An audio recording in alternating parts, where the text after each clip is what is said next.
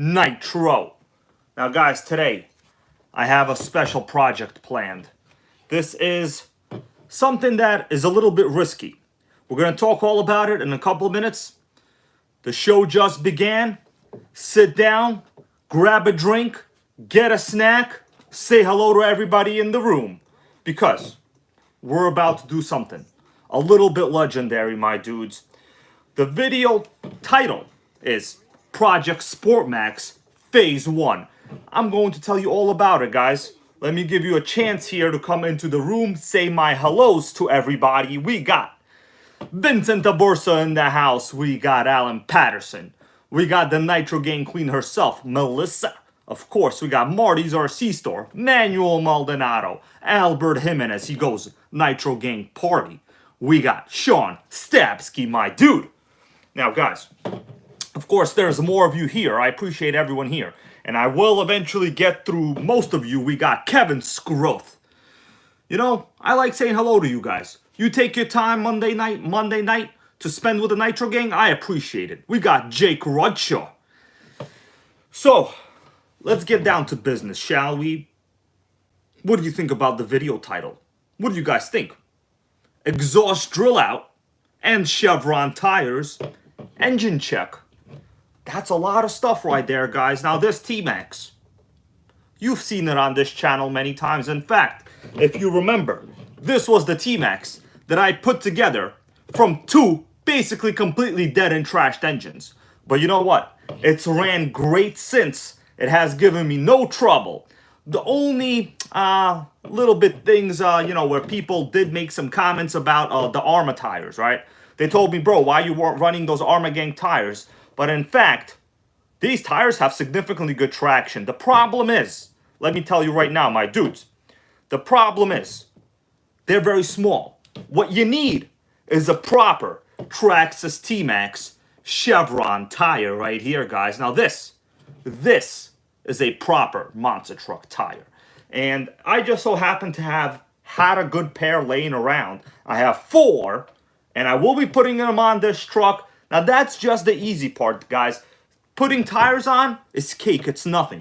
What really matters, the rest of Project SportMaxx is going to be, you see this right here?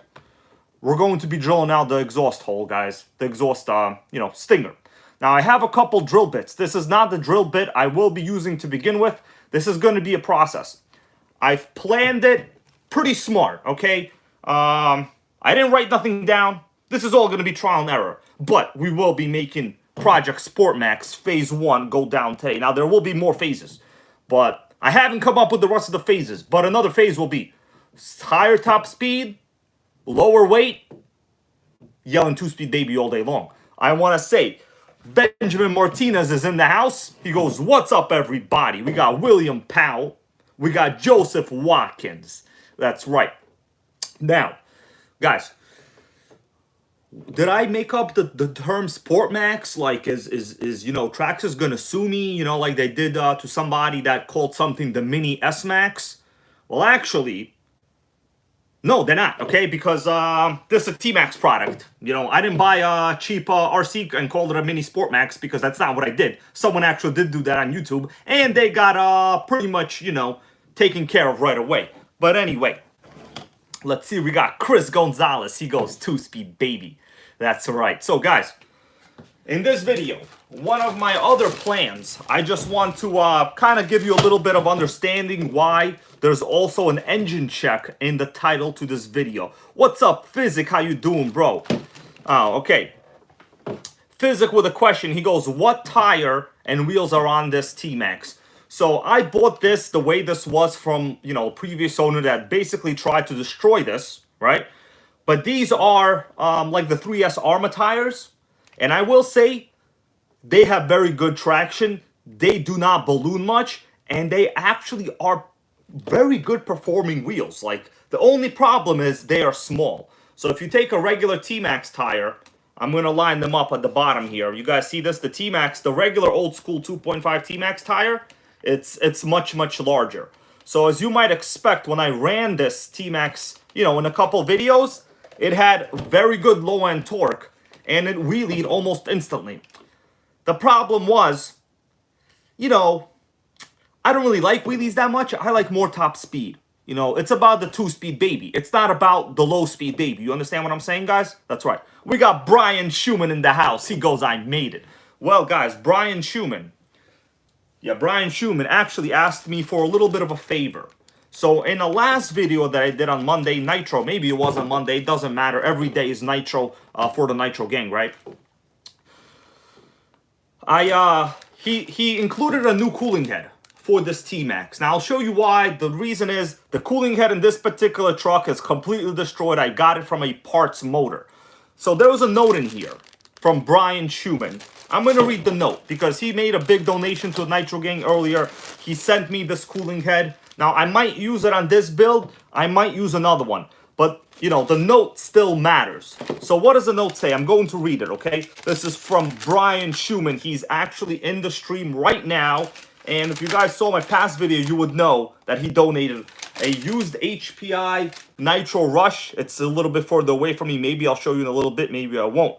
I see we got David RC is in the house. How you doing? He goes, what up? Got a 3-speed for the Savage. So best of both worlds. Yeah, man, the 3-speed is great. We also have RC Show Off. How you doing? Okay. RC Show Off confirms these wheels work really good. I got to tell you, these wheels do actually kind of balloon and suck on the regular Armas because those brushless motors have so much power, they balloon instantly. But on a Nitro product that delivers torque over a, horsepower, torque, well, whatever you want to say, power, over a wider power band, because it takes time to get up to RPM, these tires actually hook up great. But they are too small. We want more speed, therefore we want bigger tires. Let me read this letter from Brian Schumann over here. He goes, oh, there's money here too. I'll get to why there's money here. Okay, there's a couple bucks, Nitro bucks, so to say, in here. Let me read this. We got Sky Corrigan in the house. How you doing, brother? All right, he goes. Here's a head for your T-maxx. If you could send me back the other head, or if you do not use it, here's a few bucks for that, so I can do the trade-in. I need a head for the engine that came from something. I appreciate it. Okay, so blah blah blah. I'm gonna shorthand this. Brian Schumann sent me a new cooling head. Added a couple bucks to this little baggie over here because he needs a cooling head to do the Traxxas power up program or trade-in program, whatever you want to call it. If you go from a 2.5 to 3.3, it's like the power up, right? But otherwise, it's just their trade-in program. You pay like $100-something bucks and you get a brand new 3.3. The only catch is you gotta send them the entire engine, and they'll send you a new 3.3, which isn't too bad. Okay, we got Guru's RC is in the house, and we got Raptor Beast. How you doing? He goes, what's up, Nitro brother? How you doing, guys? Everybody, I'm glad you are here. So this is the beginning of a very interesting project. We're gonna be drilling out the pipe. I have a whole bunch of tools ready. We'll get to it in a couple minutes. But we need to make sure that I remove the cooling head from this motor. I'll show you in a little bit. It's basically garbage on this particular T-maxx. And the reason it's garbage is because, I put together an engine from 2 junk motors, right? So it ran just fine. It didn't overheat. It was fine. Okay. Kevin Scroth here with a good question. He goes, are you removing the front diff and drive shafts and center drive shaft? Since that's exactly how the S-maxx was when it was released. I am glad you mentioned that, bro. I am glad you mentioned that. Now, for this project, I'm going to answer your question very, very well. Oh, what are we going to use this for? Well, we're going to measure the exhaust in a little bit. Let me give you guys a proper answer to what the SportMaxx is. And it's not a mini SportMaxx. No one's going to sue us. Okay, we could talk about it because this is a Traxxas product. And we will essentially be going to proper Traxxas specs. We got Kevin Trappin is in the house. How you doing, brother? Welcome to Monday Nitro Gang Live. The show that will never die, just like my Offna Ultra LX buggy during this week's show. Now, you guys see what this is over here? This is the T-maxx, or as they call it, the Max Bible. I'm going to show you an original review of the SportMaxx in here, okay? For you guys to understand what the SportMaxx actually is. Now keep in mind, the SportMaxx is basically what Traxxas tried to do to make people buy more Nitro. Let me put it into terms that everybody will understand. You charge less money, you sell more products. It's as easy as that. It's more or less called in economics the consumer utility curve. Okay? So it's consumer utility. The more stuff you buy, if it's cheaper. Well, the cheaper it is, the more of whatever widget you buy. And Traxxas knew that. You know what? People like to make fun of Traxxas, but I'm not going to let that happen. All right? They're good at many things, and they're very good at not discontinuing entire product lines. Now, before we continue and we look at this T-maxx Bible with an original Traxxas SportMaxx and S-maxx review, I just want to tell you that this right here is back in stock at A-Main.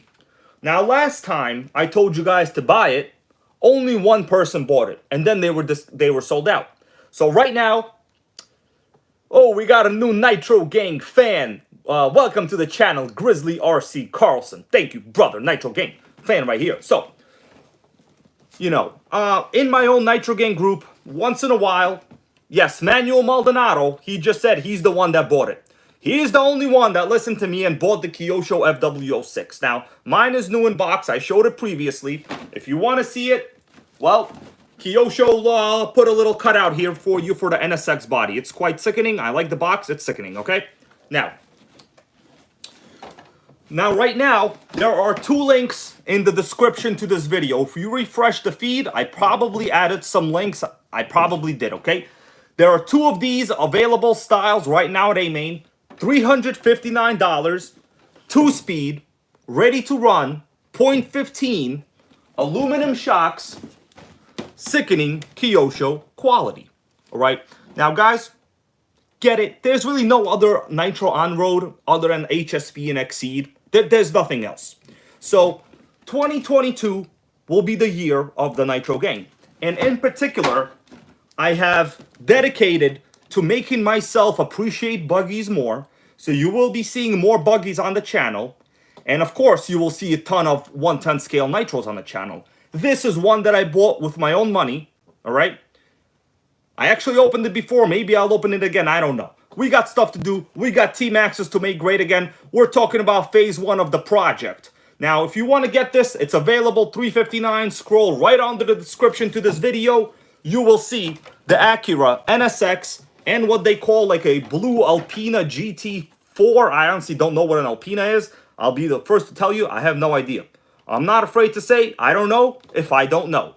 If you asked me why Taco Bell is so delicious, I would say, I don't know. But later tonight, when I go get Taco Bell, I will also ask myself that question again in the car as I'm eating Taco Bell.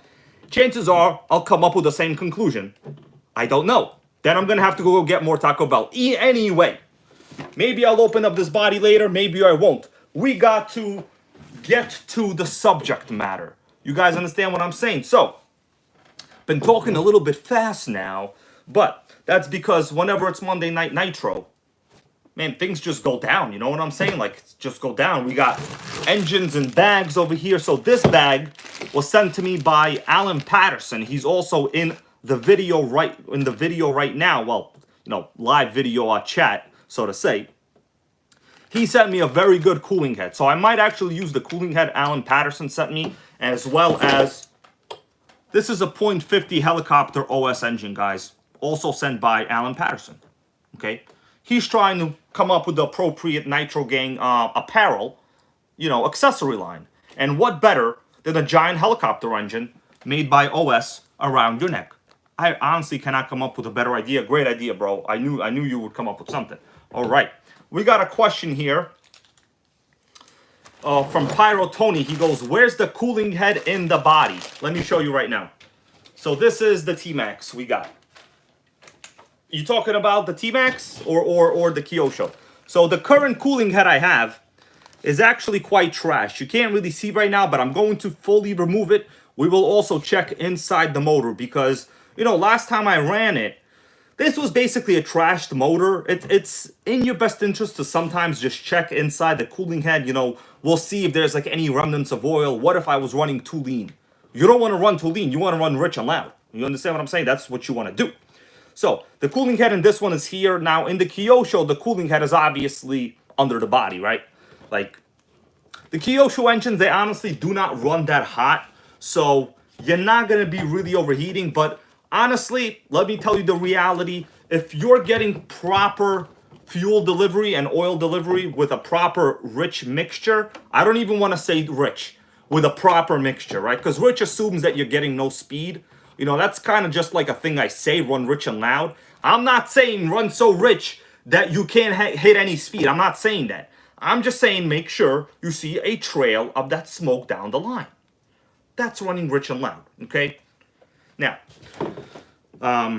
right, so where are we at right now? We got Fabian V is in the house. We got HPI RS4M. He goes, hi, RC gang. Guys, actually today, I won an eBay auction for an HPI Nitro RS4. I can't help it, man. I see an HPI RS4 and I gotta buy it. Like, freaking addiction over here, man. Serious over here.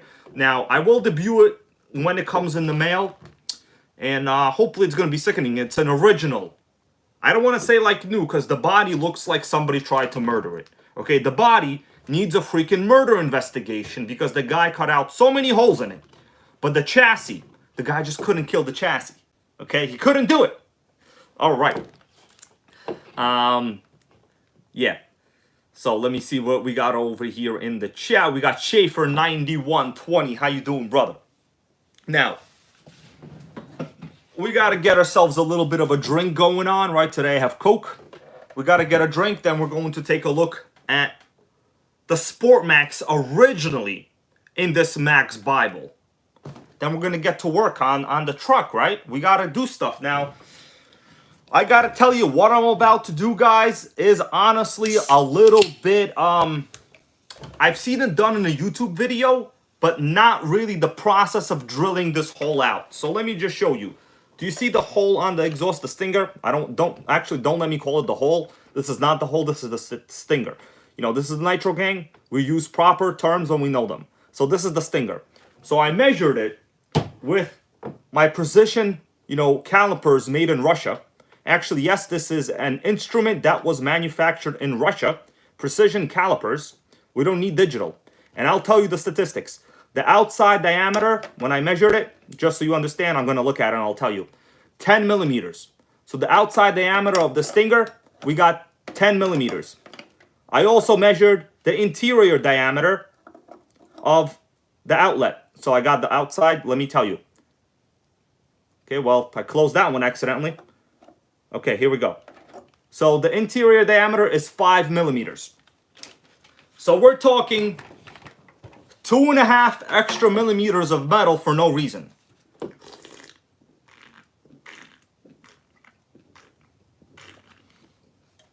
Drink something, guys. This is going to get serious with a bunch of numbers right now. Okay. We got a question here from Sean Stabsky. What kind of speed does the NSX hit? Well, it definitely hits the 2-speed because it has one. Honestly, I haven't found any top speed claims. I'm not going to tell you that it'll hit 50. I don't think it'll hit 50.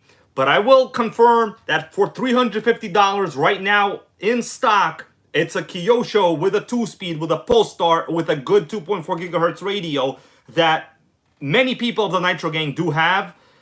And you're not going to get another brand name Nitro in that segment. It will hit, I would say, with a proper tune, it will hit 40.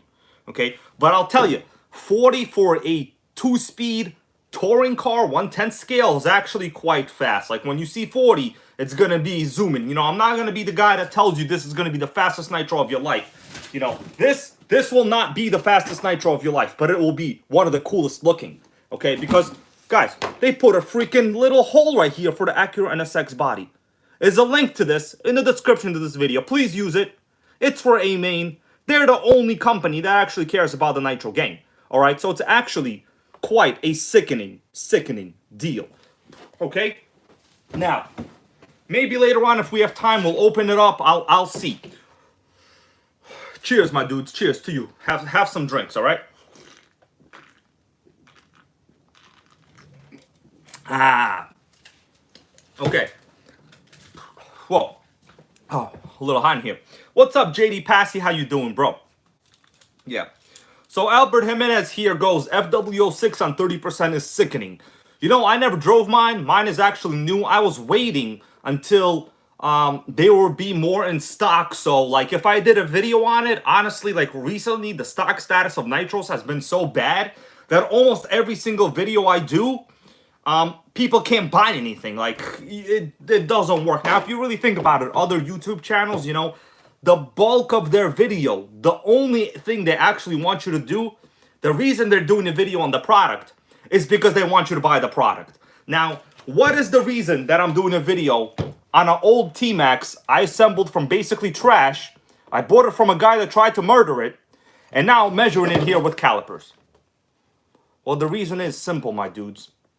I care about the NitroGang, and I'm gonna make this thing a legend. Okay, this is gonna be the SportMaxx Rags to Riches edition. All right, so let's get to some serious business. We're going to, before we do motor investigations, all of that, I think we need to come together and understand why I'm going to be dubbing this the SportMaxx edition, not the Mini S-Max like they did in the RC Sailors, because you can't do that. That's actually, you know, a trademark name, right?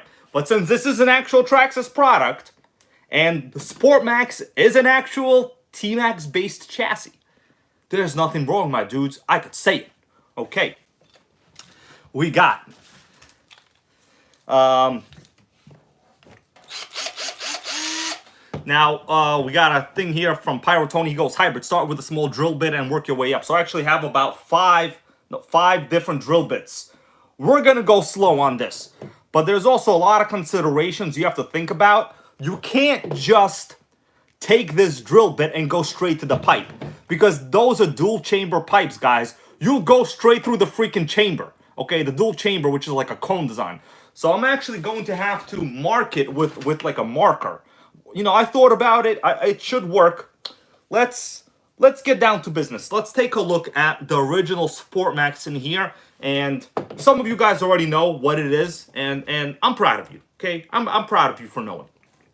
Okay, we got Vincent Aversa goes, I couldn't get a glow igniter at my local hobby shop, sold out. Well, I got the perfect solution for you, bro. In the description to this video, there's an Amazon link to the glow driver I use. You see me using it in every single video. It's a Dynamite Lipo glow driver. It's about $26. Get it. It will not piss you off. I am telling you, I use it all the time, okay? All right. Hybrid, where's the scoot, goes Nitro Wolf plays. So actually, if I take my finger, right, and I point right over there, that's where it is. What do you think about that? Yeah. Okay. Yes. Speed. David RC here says S-Max was a 2-speed, a SportMaxx was a single speed. Yes, that is completely true. So you got to understand, when we look at it, I'll tell you my reasoning. You know, I want you guys to know this. I'm not saying I'm going directly back to SportMaxx standards, because actually that would be a downgrade. The SportMaxx, it was a clever name, but it was a budget choice by Traxxas. It was something they did to get more people into buying nitros. Okay? Yeah. So, yeah. Anyways, let's continue. Okay. Well, kind of hot here. Gotta take this off, actually. Okay, give me a second, guys.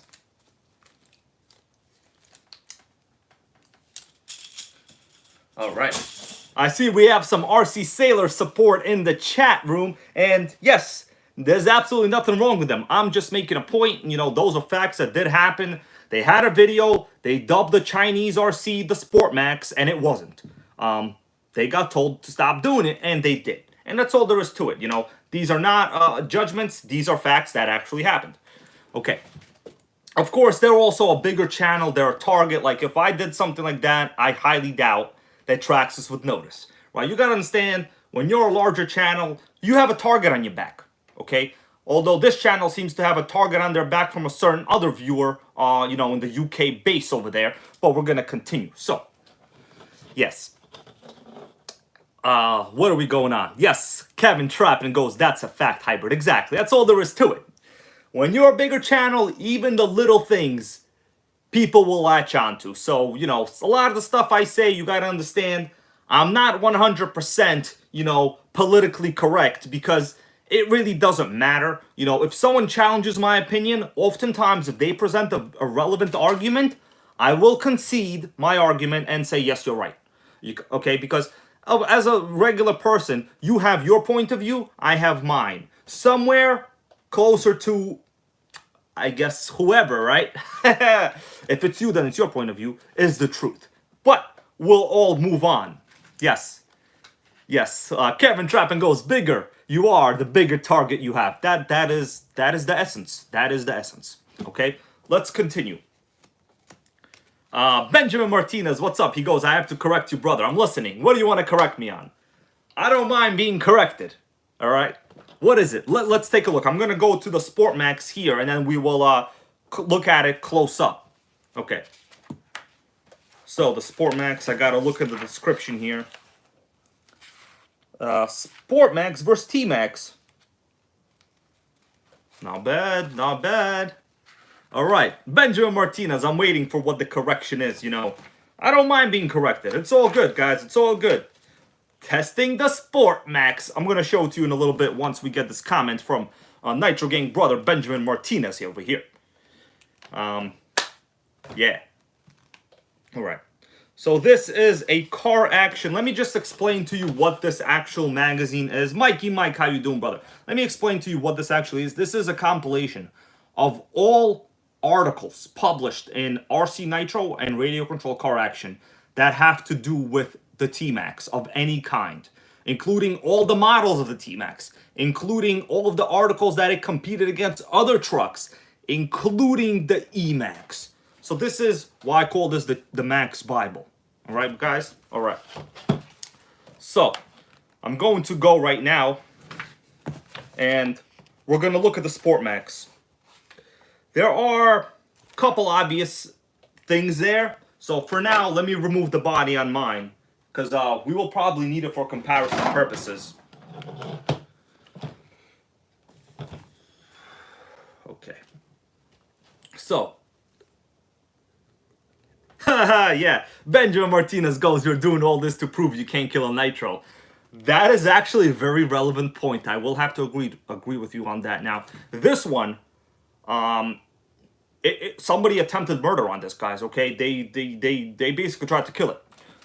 But they couldn't do it because you saw this running super nice the other day, didn't you? Yeah, you did. All right. So, we're going to go to the testing the SportMaxx, and we'll talk about what it is. Many of you guys already know, but if you don't know, this might be a little bit interesting for you to understand why I'm using the name SportMaxx. And actually, we're going to be making a much better truck. The SportMaxx is the bottom of the barrel for Traxxas. Now, they actually didn't sell almost at all because nobody wanted a SportMaxx. And you'll understand why in a little bit right now. You'll understand. Let's go, my dudes. Let's go. All right. Okay, so let's check this out. So the original SportMaxx article. Here we go. You know, it's a T-maxx, right, with the SportMaxx logo. So this is the first article. It says car action track test February 2003. So you guys understand this is very sickening information. So I'm not going to read this. We'll just go over it and I'll tell you what the differences are. Once in a verse, I want to know what the differences are. So this, keep in mind, is a 3.3 chassis. This is not a 2.5. So we're going to be starting off with a much better chassis and platform to begin with. So let's continue and see what it is. You know, a lot of it is just catchy naming. So this is the first ever review. Now notice they have a picture right here. This is one of the main differences. These things are actually only two-wheel drive. So they removed the entire front drivetrain here. What's going on, the Bug 404 brother? How you doing? This topic actually, the Bug 404 knows a lot about drilling out the exhaust pipe. Him and I talked about it a couple times on his channel. So today I'm going to attempt actually doing it. How you doing, Tim Raz? So notice it says on the SportMaxx, less weight means a better power to weight ratio. That's right. So what they were going with this one, two main differences. You got no front drivetrain, meaning no, no. It's basically two-wheel drive. It's kind of stadium truck based, so it's two-wheel drive. And also, look at the transmission on this. This is a single-speed transmission. So guys, your main differences. To cut cost, what Traxxas did when they first released the SportMaxx in 2003 is they made it only rear-wheel drive and they made it a single speed. Now, I remember these were actually quite slow because the T-maxx needs a two-speed baby, right? That's basically what it needs. You could tell as it's doing a jump right here, the back wheels seem to be moving a lot faster than the front, right? That's an obvious sign that you have, no axles here in the front at all. So, what's up, Jersey Jason Gauss RC? How you doing, brother? So, your main differences. The SportMaxx was two-wheel drive, and it had a single-speed transmission. Now, the best thing, it had these Chevron tires. This rim pattern was what made the SportMaxx also stand out a little bit. Now, Kevin Trappin goes, it was cheaper. Yes, that was actually the point, my dude. Let's see how much it cost. Is there like a review here on how much it cost? I don't know. So, I don't know. I don't think it said here how much it cost. But interesting. Okay, so let's read this right here. It says, if you drive the SportMaxx as if it's a big two-wheel drive stadium truck, you'll be amazed at how well it handles. Okay? That's basically what they said. There was also the Super Stadium.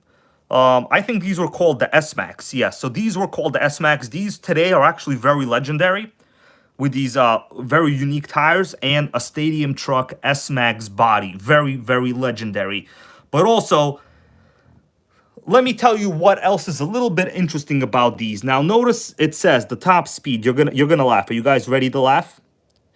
30.4 miles an hour, my dudes. 30 miles an hour. So from a single speed with a 2.5, you got 30 miles an hour. And I remember this was maybe like $80 cheaper. It wasn't that much cheaper. Let's see if we can find the price.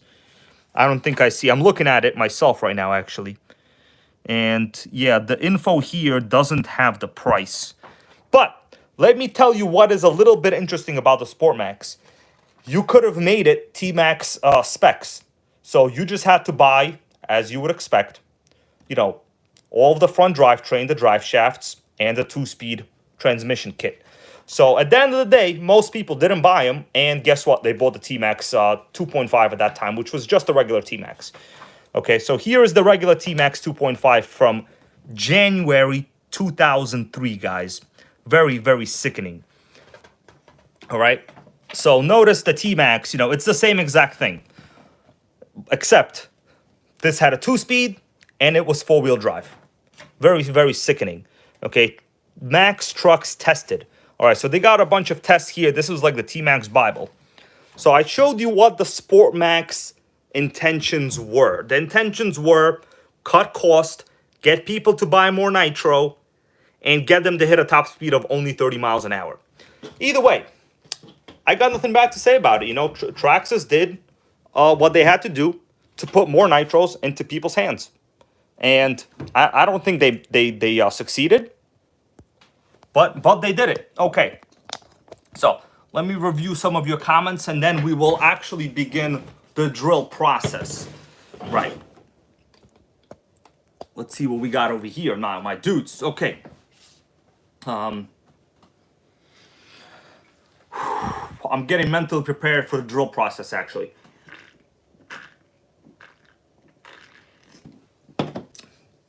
All right, so before we do that, I promised that I would remove the cooling head and check inside the motor.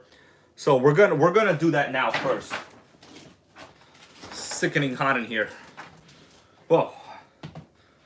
Okay. So first, what we're gonna do, I'm actually going to remove the motor, and then we're gonna install these tires. There's a bunch of projects with this T-maxx, and they're all quite sickening. All right. So, Glow plug wire in there, pretty deep, pretty deep. Okay. Let's see. I gotta remove the cooling head, then we'll start drilling. Reason is I just want to inspect the motor itself a little bit. Let's see, is this the right and then you guys will understand what the problem with the cooling head actually is once I remove it. So I'm gonna do this a little bit fast. Actually, you know what?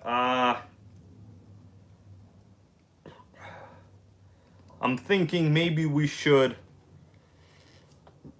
remove the pipe first. Yeah. Yeah, so the Bug 404 says don't drill too much or else it won't have enough fuel pressure. Yeah, I'm planning to drill out 50% of the stock material, 50%. So we're going to go gradually, you know, I'm not going to go crazy on it, right? I'm thinking what's a better way to do this because I don't want to get particles in there. Oh, Bubbles RC Shed, how you doing? He goes, I love the T-maxx. Oh, far out aliens. What is this? Far out aliens with a donation here. He goes, I retired off Hex.com. The founder is launching a fork of ETH. I don't know what ETH is. If you have ERC20 tokens, NTFs will also, just FYI, for the crypto community, love your guys' stream. I'm going to have to review this comment later in some detail. I guess we got some crypto information I got to look at. Well, I don't know much about crypto, guys. I know a lot about Nitro. But thank you for that donation. I'm pretty sure people will probably check that out. Okay? In fact, Hex.com, someone go look at it right now. Tell me what you think. Maybe it's a valid website. And question is, do they know what the original SportMaxx was? That's what matters. Okay. So the Bug 404, I'm gonna ask you a question. Should I do this with the pipe off the car? Because there might be metal shavings, you know. But the metal shavings will be in the chamber zone here, right? The exhaust will come out.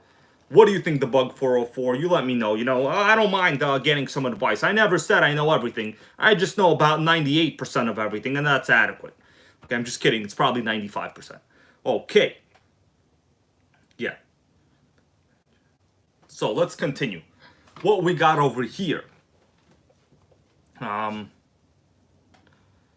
So Charlie Brown, how you doing, brother? He goes, I got 3 A6 and 12 GPUs running right now. Bro, you need that much for a live stream of the NitroGang? Oh, you must really be wanting to see this in super HD, don't you? Yeah, 98% at best. That's a very optimistic assumption as well also, okay? Roger Chevelle here goes, just cut the pipe off. So the thing is, I can't do that, my dude. Can't do that. I try to maintain as much of originality as possible. Now, we're going to start doing this. Now, I'm going to look at the comments as we're doing this. Yeah, mining crypto. I got to look into that, man. I honestly don't know anything about it. From what I understand, the mining cryptocurrency requires a ton of computer power, and it's actually a contributing factor of global warming, because you're basically using a bunch of electrical power to run computers to do work that doesn't actually need to be done for anything other than monetary fake gains, right? You understand what I'm saying? Money's good because you could buy more nitro at the end of the day, but if global climate change lives matter, and to me they do, you know, global climate change lives matter, then actually it's a pretty bad proposition, you know, in the realm of proper use of technology. All right. Okay. Yep, Charlie Brown with a great answer right here. He goes, I totally understand, hence why I got a large solar farm. Well, that is a good answer. That is actually the only way you can avoid contributing to global warming with cryptocurrency mining.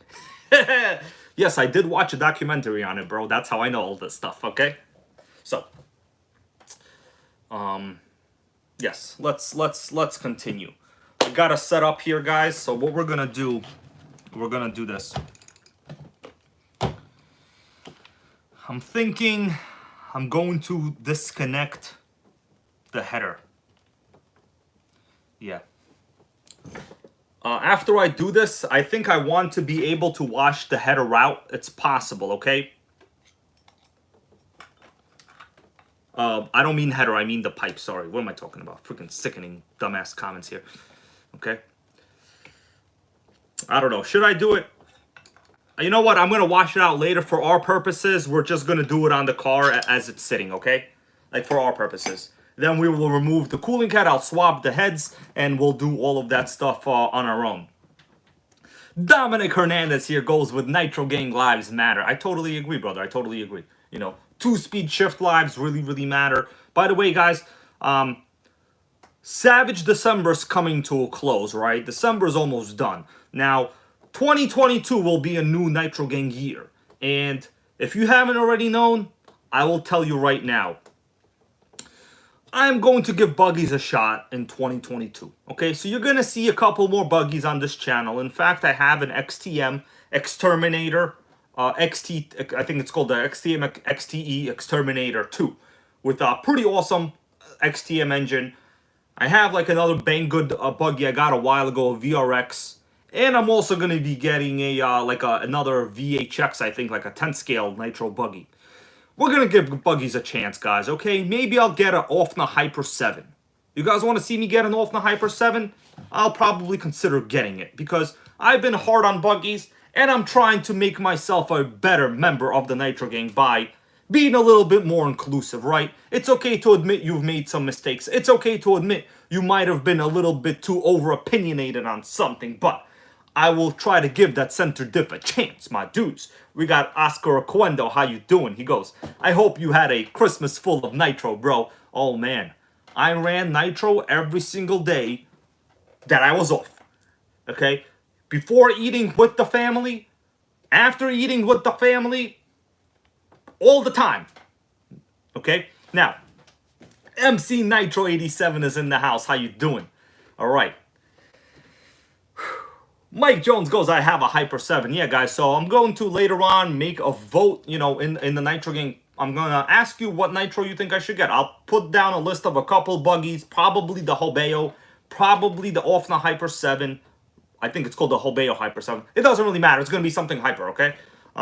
Maybe a Hobeo Cage, something like that. We will see. Now, my dudes. Nicholas Hunton goes, all Nitros deserve a chance. Yeah, man, that's what I'm saying.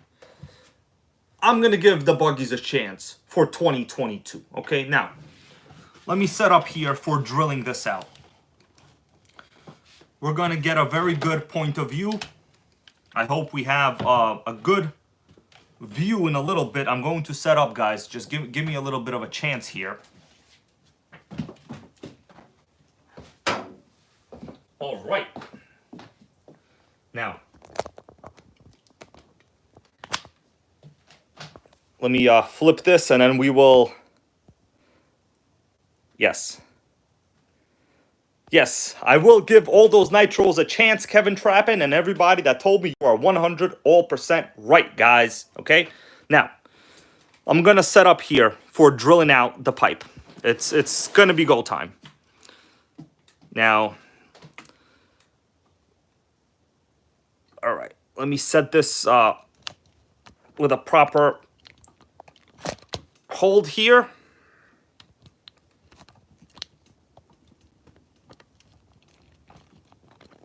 Oh, okay, guys, we got it, okay. Yeah, it looks like people want me to get the Hyper 7. Honestly, that's what I was leaning towards myself. Okay. Now, we're going to start doing this pretty much... almost right now. I'm going to measure a lot of this stuff, and then we will understand what I am doing. Okay, I'm going to put the lights on. Then we will start drilling. All right. Let me just make sure the quality is adequate. You guys let me know how the lighting is and all of that.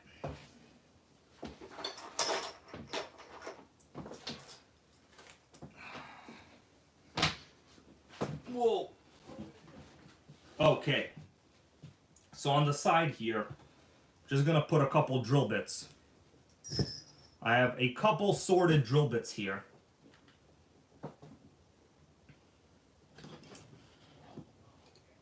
Okay. I'm gonna try to, okay, thanks for telling me it looks good. All right, so we have a couple drill bits. I'm going to do this in order. You know, this would be a very good video for actual editing, but since we gotta make this fast, we're gonna do what we can. So, first, you really need to know how much we're gonna cut out. So as I said, I have a made in USSR, and if you don't believe me, it says right over here, USSR. I hope you could see that. Do you see the USSR right there? Yeah. Made in USSR, the Bug 404. What do you think about that? Yeah. That's exactly what it says.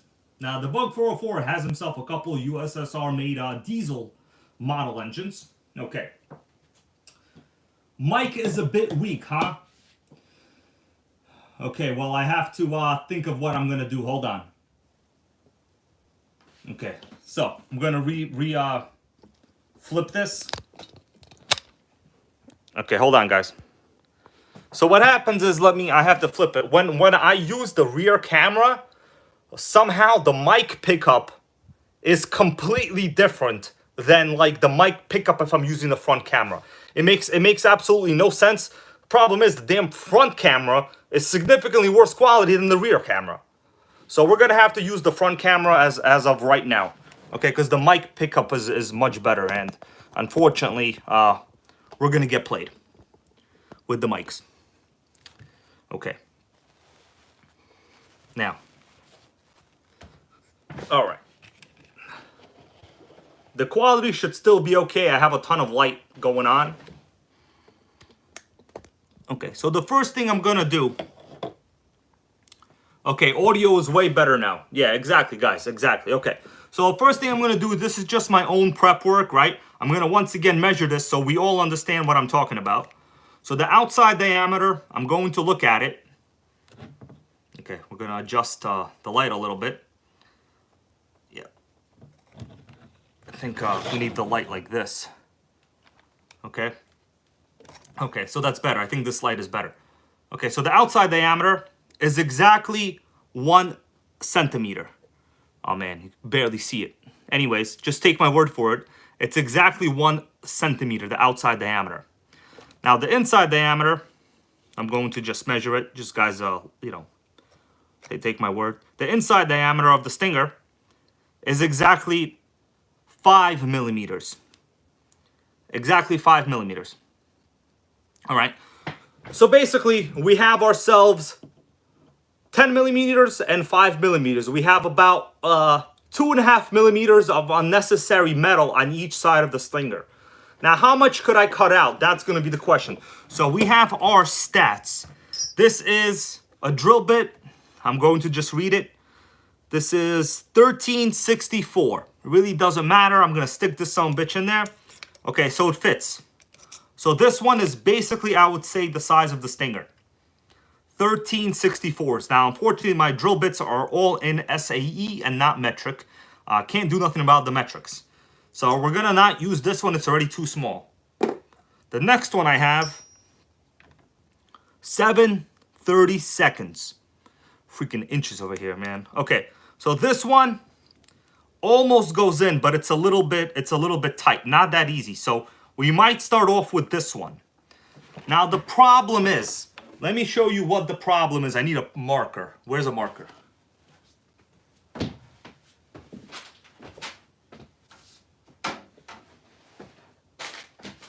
Okay, well, don't know where a marker is.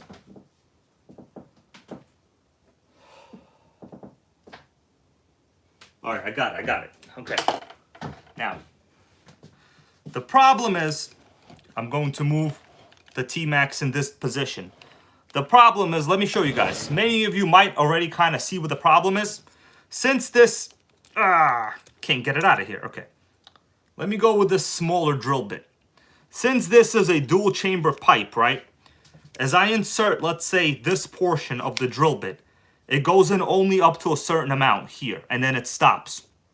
that means there's something else in the middle of this pipe. We already know what it is.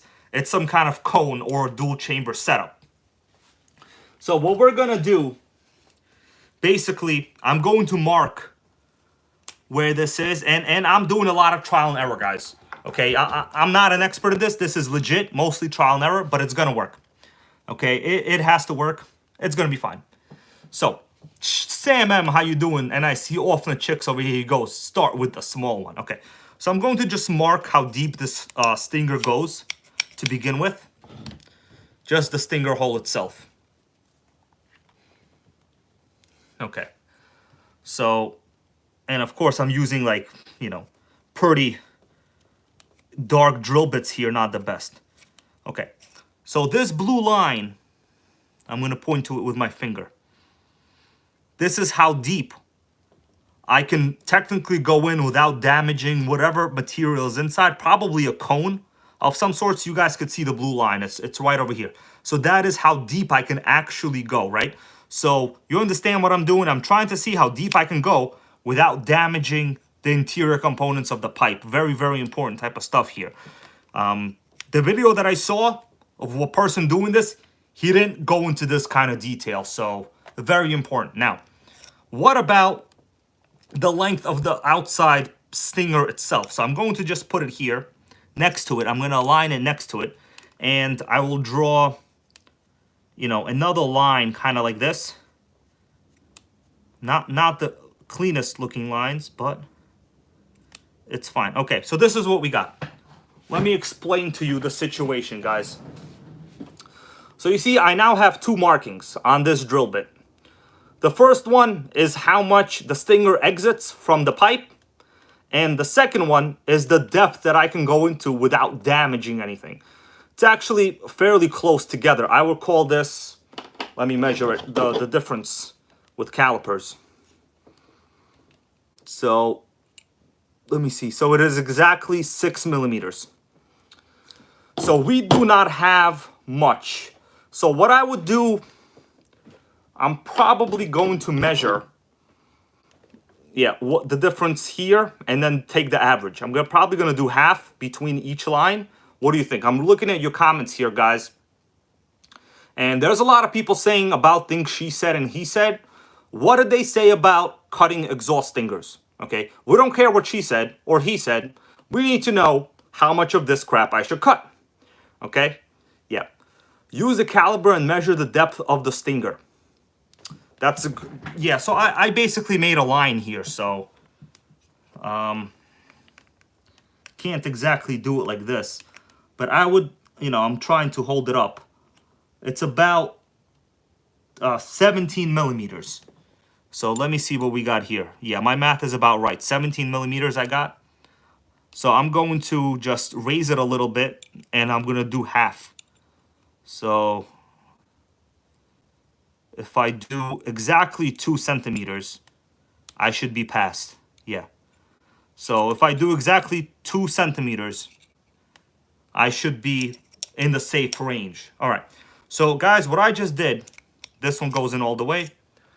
2 centimeters is what I'm going to mark my drill bits. All right. You guys understand what I'm doing here? That's like my logic. Okay. Actually, yes, it does have a rod that comes out the end. Shit, I didn't even notice this. Very sickening. Whoa, sickening. Yeah, this does have a rod. This is USSR made freaking precision instrument. Okay, so let's stick the rod in here. But once again, okay, so here we go. Yeah, basically the maximum is 2.5 centimeters. I get 2.5 centimeters is the measurement I get. Now, what I'm going to do, I'm still going to go with 2 centimeters, probably. Okay. So the next tool will be this one. No, actually, this one's too small.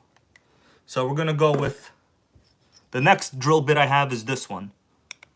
Okay, here we go. All right. So I'm just going to now label myself. I'm just going to sit here now, just, you know, trust me, I'm right over here, guys, all right? You see me? I'm behind the camera, my dudes, behind the camera. All right, this is sickening stuff right here.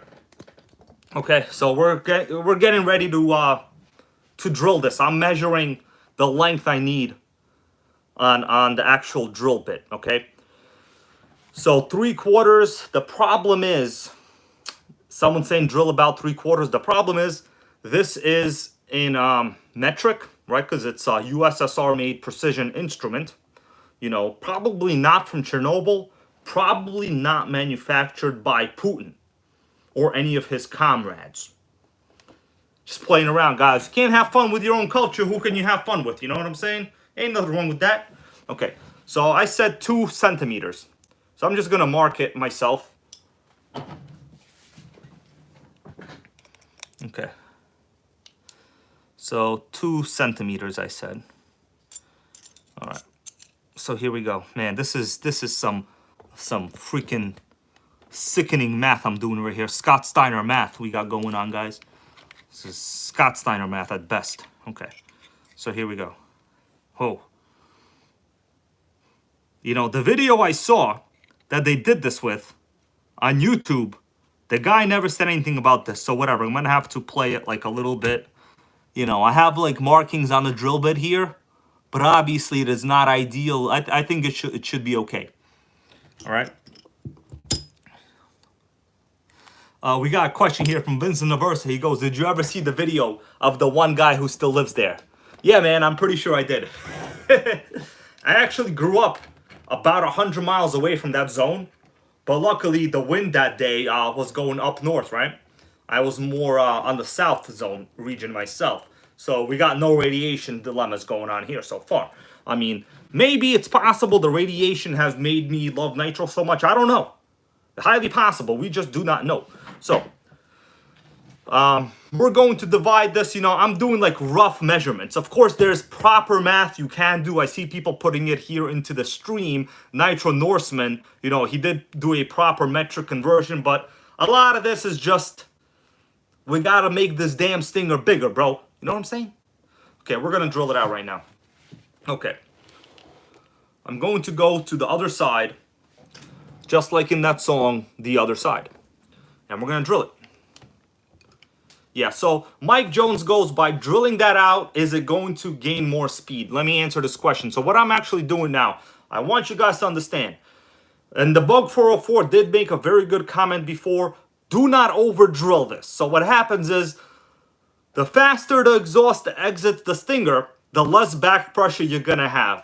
Now, you're gonna have to run the motor, I think, you're gonna have to retune it, obviously, but we're talking like maybe an 1/8 or a 1/4 of a turn adjustment. It's not like a big thing. But yes, the bigger this hole is, the less back pressure you're going to have.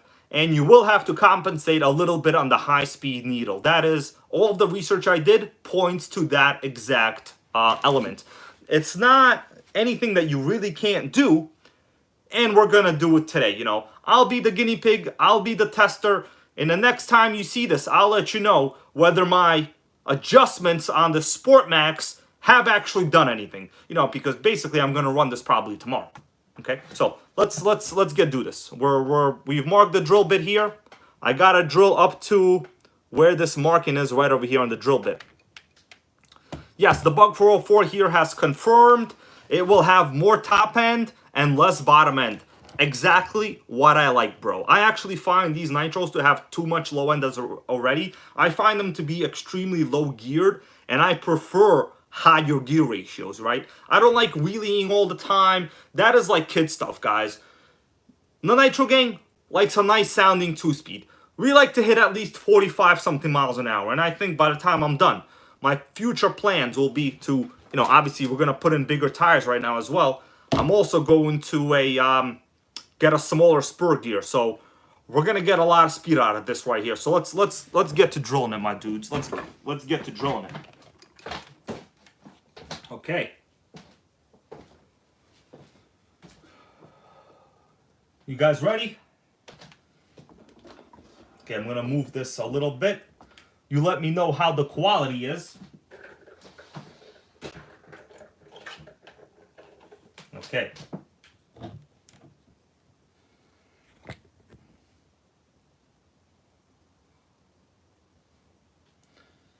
All right, guys.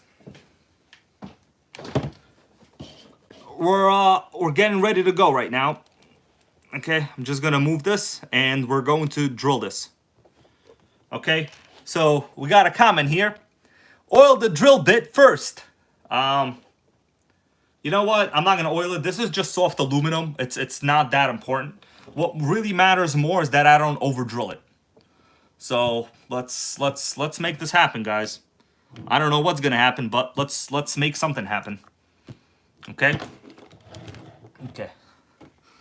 Let's go. Let me know if the quality is bad or whatever. You know what? I gotta adjust the pipe hanger. I moved it down too much. All right. Gotta adjust this pipe thing. It's a little loose. All right. All right. That's good. That's good. That's good. All right, guys. It's first drill bit time. You ready? Okay. I'm gonna hold it here in the back, and I can see where I'm supposed to stop on the drill bit. In case you're wondering if I know what the hell I'm doing, this is all trial and error. We're gonna find out. I'm gonna be the guinea pig. All right. So I don't have access to a vice grip right now. People are telling me to take it off. I'm gonna wash this out later. Okay, I'm not gonna run it like this, obviously. I'm just gonna drill it out while we're all here, and it's convenient for all of us to watch what I'm doing. Let's go. Okay, well, my drill bit is a little loose, so that was a surprise. Okay, it's actually a pretty serious material right here. I see some metal shavings already on the pipe. Man, it's got my drill bit stuck. Sickening. I should probably start with a thinner one. It's not a very good idea. Okay. Okay, yeah, we're going, guys. Are you ready? Let's do this. It's going, it's going. It's going straight. Okay, we're going, it's straight. I got like halfway left. I'm not pressing all the way. Okay, we're almost there. Okay, we're through. I can feel we're through. I felt it. So as soon as I reached where I was on my drill bit here, I could see my line. As soon as I passed this little line where I was on the drill bit, I marked it. It was clean. I'm looking through the pipe right now. It's probably tough for you to see, but guys, I could see directly through the pipe. Take a look. Hopefully you could see. Can you see that? Okay, let me move it. So it's a fairly clean cut that I just did. All right, I'm gonna take a look inside later with a light. Let me just go one more time here to make sure we're good. That's it, we're good. Okay, so now we're gonna go up to the next drill bit. All right, what do you think about that, my dudes? You didn't think I would do that. Barely remove this thing right here. Okay, so this one is done. We're gonna go to the bigger one now. Let me just make sure this one is the bigger one. Yeah, this one is, no, hold on. Is this the bigger one? Oh shit, this one's too big. Okay, this is the bigger one. Okay, now what I'm gonna do, I'm gonna stick this in here, in the chuck. Man, sickening, guys. Yeah. What do you guys think about that? Should we have a little recap on what we just did? I'm now going to measure this again. 2 centimeters, as I just did before. Man, we went hardcore on this one. Okay, 2 centimeters about. Okay, here we go. All right. And here again, about, you know. So let me just tell you, you can basically feel at the end here when you're about through with a stinger before you get to the whatever cone materials inside. So you can basically feel it right there. Yeah. So let me see. We got a comment here. I'm gonna answer this while we're here. Oh, gotta sneak in here. Before we go on to the next drill bit that I have already prepared, let me just answer a couple questions. Okay, wrong position. Yeah, Charlie Brown with the proper comment. He goes 7 millimeters. That will be the optimal diameter. Yes. So let me actually measure what this one is in millimeters. Okay, this is exactly 6.5 millimeters. So basically about 7. let me see this other drill bit that I have prepared. Okay, so yeah, this one's actually smaller. Hold on, no. Hold on, wrong. Okay, this one's almost 8, so this one might be a little bit too much. So I would say I'm gonna go up one more, and then you know, we'll see. I'm gonna do a little bit of testing. See, we got like 140 people in the room right here, guys. Guys, I'm doing something that almost nobody really does. Not many people know about it. I talked it over with the Bug 404. We're making the exhaust bigger, my dudes. Okay, now, someone asked what this is gonna do. So we're gonna get more top end. We want more top end. So the fact is, this standard Traxxas pipe actually has a very, very small stinger, right? The metal that I just cut out was highly restricted. Now, there were upgraded optional pipes that you could have gotten that had much bigger stinger openings, all right? But this is not one of them. This is a dual chamber resonator pipe, and now I have to cut more of it off. Okay, so let's start cutting it again. I mean drilling it, right? You want to use the right terms, right? You don't want to be called a troll and use the wrong terms. Okay, how you guys liking this? You know, I figured I would do this on a live video. If I mess up, it might be interesting, you know? We're gonna take a risk. Risks are being taken, you know. All right. Yeah. What's up, AJ Fresh 35, brother? How you doing? Welcome. He goes, he just got here. Okay. All right. Yes. Snoopy's RC, how you doing? That truck has no reverse, so have fun. Yeah, man. We don't want reverse in the T-maxx. That's the whole point of the T-maxx 3.3. You got no reverse. Okay. Let's continue. Now, next drill. I have it marked to where I need to drill. You guys let me know if the quality of what I'm doing is good enough for viewability. If not, I'll bitch slap myself right now. Okay. So we're gonna go again. You ready for this? So here we go. I just gotta read a comment here from the Bug 404.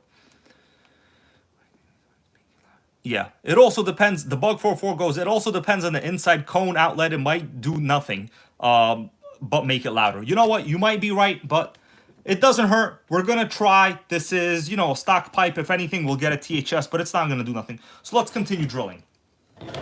Is it another drill time, guys? What do you think? Yeah, it's going to be drill time.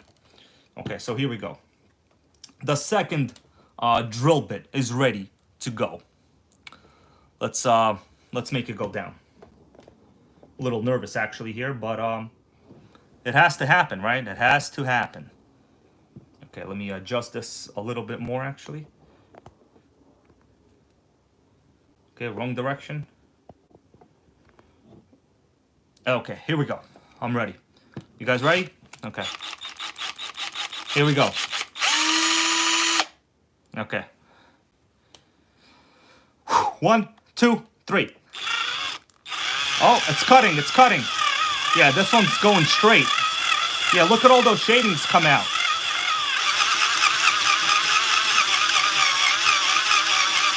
Alright, it's going, it's going. Oh! It's going, we got like halfway left. Okay. My hand's getting tired. It's the drill starting to smell. Almost there. Okay, we're through. So I can tell my drill bit is finally through now. That's it. I'm gonna do a final little round here. That's it. We're done. Well, it still looks fairly like we can get even more out of this. Guys, what do you think about that? Should we try an even bigger one? I don't know. Let's measure the stinger at this point. So I know I started with 5 millimeters, right? We started with 5 millimeters. So let's measure what we got now. Okay. All right. So we got, no, hold on. This is an improper measurement. Using the wrong, okay. All right. So we got almost, yeah, we got 7 millimeters. Actually, it's a little bit tough to see, but we got 7 millimeters, guys. Okay, 7 millimeters. What do you think about that? Yeah. Yeah, Albert Jimenez goes, Virgin T-maxx just got violated. Yeah, so we added 2 millimeters to the pipe. Now, to be honest with you, I kind of feel like we should go even more. Should we go even more? I have a bigger drill bit here. Man, I don't know. This is a little bit sickening. It might destroy the pipe. I don't know. What do you guys think? Should we go even more? I don't know. So we went pretty big. Let me give you a good close-up view now with the flip of the camera here. Hold up, guys. Hold up. Let's see. So this is a close-up view in good quality with the back camera. So check this out. This is the pipe itself. Take a look, my dude. So that's inside the pipe. Man, it's a little bit tough to see. I'm going to try to give you a good view. So inside the pipe, right, you could see like that cone in there. It's fine. So you could tell the pipe is completely much, you know, it's cut out a lot. Look at all the material I took out right over here on the bottom. We took out tons of material, all right? So, man, I wasn't scared to do this, guys. You thought I wasn't going to do it, did you? All right, so I cut out a good amount. I don't know. So Brian Schumann goes cut out more. I'm a little bit on the nervous side, to be honest with you. Okay, so we don't have that much material left here. Honestly, this is almost the size of a proper, I don't know, this one might not be a good idea. I might keep it. So we went up 2 millimeters. That means I really don't have that much left. I have like 1.5 millimeters left on each side. I'm going to ask the Bug 404. Whatever the Bug 404 says, we're going to take a poll here, whatever you guys say. Also, I'm going to place a lot of value on the Bug 404's opinion because this is not his first rodeo right here. All right? Yeah, Noodles Racing says good enough. Yeah, you have 3 millimeters left on total. Yeah, so people are saying leave it. Billy Hayward and Brian Schumann say keep it. JP Slayer, how you doing, brother? Yeah, so I think 1.5 millimeters is like the margin of safety here. But you guys could see, you know, I did a fairly okay job. I think I'm a little not too bad, you know. Yeah, so everyone's saying is enough. So we'll take it on the safe side, unless some craziness comes down and forces me to do it. You know, the hand of the NitroGang god, so to say. In which case, I'll take that risk. Okay, so we cut it out, man. It's pretty good. I'm surprised nothing happened here, you know. Get yourself a Sharpie, cut out 2 millimeters, you know, go about 2 centimeters in. You'll be good to go. Now, the next thing, what we're going to do. I promised you guys, yeah, the Bug 404 says I'd leave it as is. Okay, so we're going to listen to that and we're going to stop. Okay, in the future, I'll see. Maybe I'll cut out more, maybe I won't. We will see. But guys, we cut out a whole bunch of freaking aluminum on this pipe. See that? It's sickening. What's up, the Sweaty Potato Mayor RC? How you doing, brother? Okay, so guys, at this point, I'm going to remove the cooling head. We're going to do a cooling head swap. All right? How you on that? You good? You guys good with that? All right. Okay, so the cooling head, I need to swap it out because I need to return this cooling head to Brian Schumann. All right? You guys let me know how the quality is, all of that, as I'm standing here because I'm a little bit displaced from where I normally record, but I'm doing this to maintain good audio on the stream right here. Break It RC, how you doing, brother? All right. Okay, so let's remove the cooling head now. So basically everything is clean. There are some shavings here. You know, they'll probably come out when the exhaust is on, but we'll see. Maybe I'll clean this out separately later. Okay? Okay, you guys, man, thank you for supporting me here, by the way, and on being viewers. All right? Eric B, how you doing? He goes, quality is sickening. Well, I put a lot of effort into sickening quality, brother. So, we cut out the pipe. Pipe lives matter on this channel, of course, as always. Okay, we got to remove the cooling head. So this is also a good opportunity for me to check inside the motor because I got to tell you, last time I ran it kind of crazy, okay? Albert Jimenez says NWO, baby. Oh, Big John D, how you doing? He goes, hybrid, lick it. You know what? Maybe, man. Maybe. Yeah. Okay, so I think last cooling head screw right here. And I'm going to be very careful with the way I remove all this. We don't want any dirt in there. And then we're going to have a new cooling head that I'm going to put in. Let me just open up the new cooling head and inspect it first. New one is here in this bag. And by new, I don't mean new, I mean used, right? But this is like new condition. Look at this cooling head. Sent to me by Alan Patterson. Basically, we're going to make this thing better than new. Well, you really can't have better than new. Unless you start with a piece of crap to begin with, which obviously no Traxxas is a piece of crap. So technically, you know, you can't really have that. Okay. Oh, wow. Look at this. It almost sits straight on this. Okay. So we're going to leave it here. And now, guys, we're going to look inside the motor. Okay. Okay. Let's get down to business. Nitro cooling head lives. They matter. Hey, Nitro Freak, I see you right here. Nitro Freak, how you doing, my dude? So, you guys ready? We're going to look inside. All right, so I'm going to be careful with me removing this. So this is the reason I'm replacing this cooling head and sending it back to Brian Schumann. He needs this to do the Traxxas Power Up program or the trade-in. Because I'm missing a ton of fins over here, guys. We got no fins right over here. So Brian Schumann... this cooling head is coming your way, bro, okay? Now, the bottom, it looks fine. Yeah, I'm going to remove this glow plug. The glow plug in it is actually quite adequate. Let me put this to a safe place for now. Oh, some stuff fell here in my shavings. Got to be careful. Got to make sure I don't get any shavings into anything. Now, let's take a look inside the engine itself. I'm going to show you guys inside the motor. So... here it goes. So here is the motor itself, right? It was the same condition that I began with. It wasn't any cleaner than this. Now, keep in mind, this is like the trashed motor that I was sent. You know, I was told it has compression, but it wasn't like a lot of compression. Let's move the flywheel here a little bit. Can't really. Okay, so... yeah, this motor runs okay. I see some signs of oil there on top. It's not the best, but, you know, the thing is also, when you're running small wheels like these Arma wheels, the engine tends to pick up RPM really fast. And, yeah, that will basically cause very high RPM for no reason. Okay, Kellen's Automotive, how you doing, bro? I see you right here in the stream. Okay. Let me put some 3-in-1 oil here before I reassemble all of this. Then we'll just spin it over a little bit. All right. You always want to get a little bit of that 3-in-1 oil before you assemble anything. I'm going to spin it a little more. Yeah, it's fine now. Okay, you guys see that. It's not bad. Oh, right there. So, not the best. We're going to keep the cylinder... the piston almost at the bottom dead center as much as I can before I reassemble it.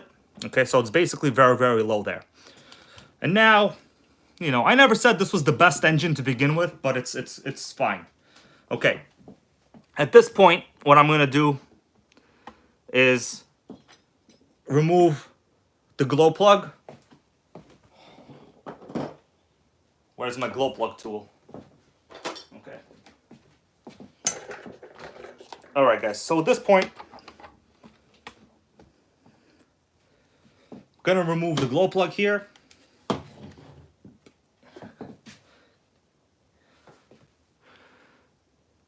All right. And we're going to replace it in the new cooling head.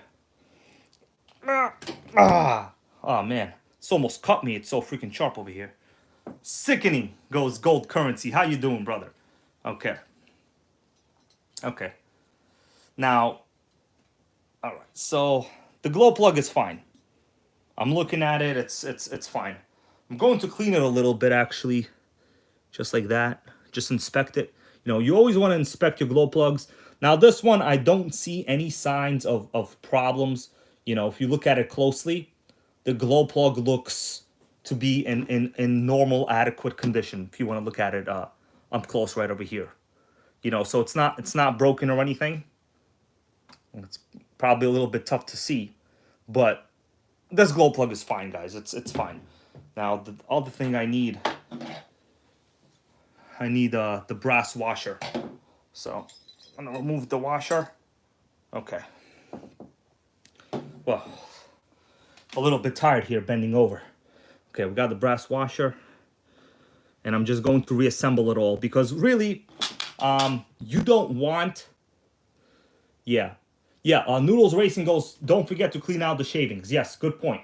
Also, you know, brass washer is gonna go back here, and I will assemble it onto the new cooling head. You know, used cooling head rather, but it's fine. So it really is in your best interest to assemble all of this together. You don't want to leave these components open because dirt could easily make their way into it. You know, once I start cleaning this, you could easily just get dirt. You remove the air filter, a bunch of stuff could happen. So I'm going to just put in these screws now. And we'll close up the motor, guys. And I think Operation SportMaxx drilled the pipe out. Big success, you know. We didn't break nothing, and the pipe is bigger. So I think success. What do you think? Yeah, I think success. All right, gotta see how this goes in. It's this way. All right, so these are like directional cooling heads. Okay, so we're gonna do one at a time. All right, so there we go. Oh, wrong position. Someone. All right. Shit, wrong position. Hold on, wrong position.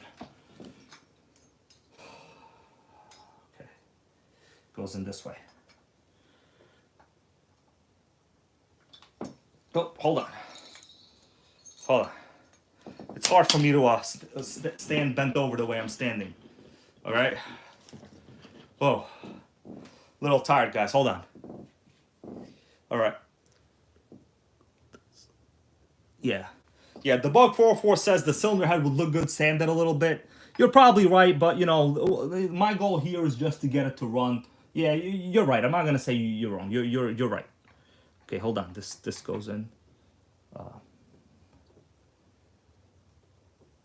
see what is the. Okay, is this clean? Yeah, this is clean. So we got two in the back. Well, they should all be the same. Hold on.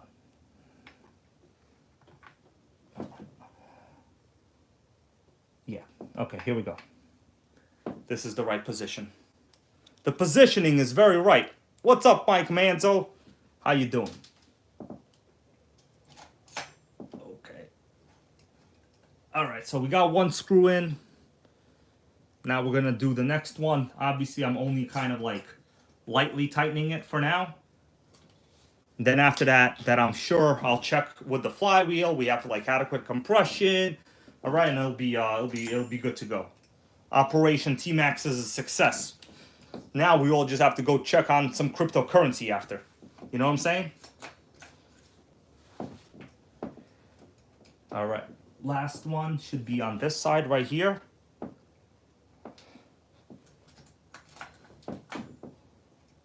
All right. All right, so this is fine.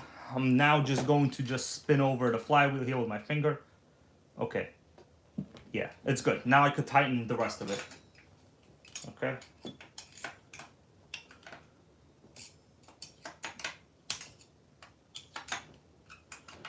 We got a question here.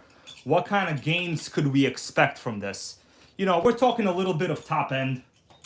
We'll see. You know, it's one of those mystery things. I'm not gonna sit in here. I'm not gonna stand here and tell you this is gonna completely blow your power gains away. You know, it'll probably just sound a little bit different.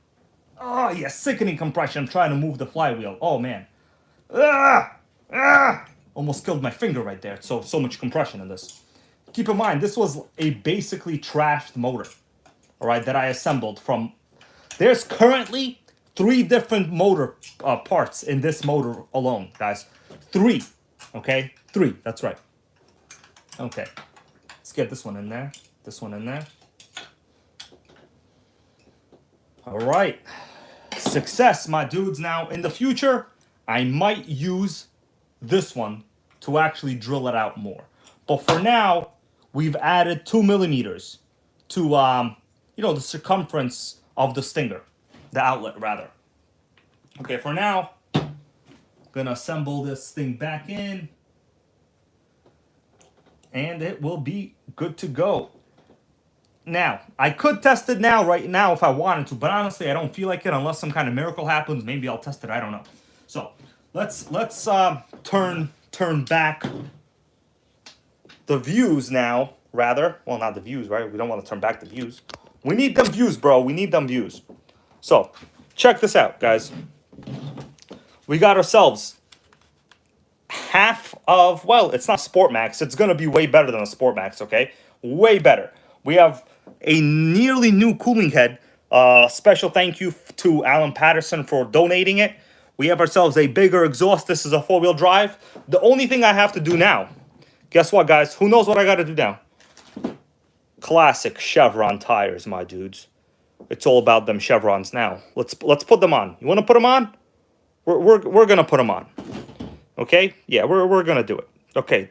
Gold currency goes drill the pipe more. Well, let's see. We're gonna talk about it. Okay? Let me set this back, and we'll be back in action in about a minute. All right.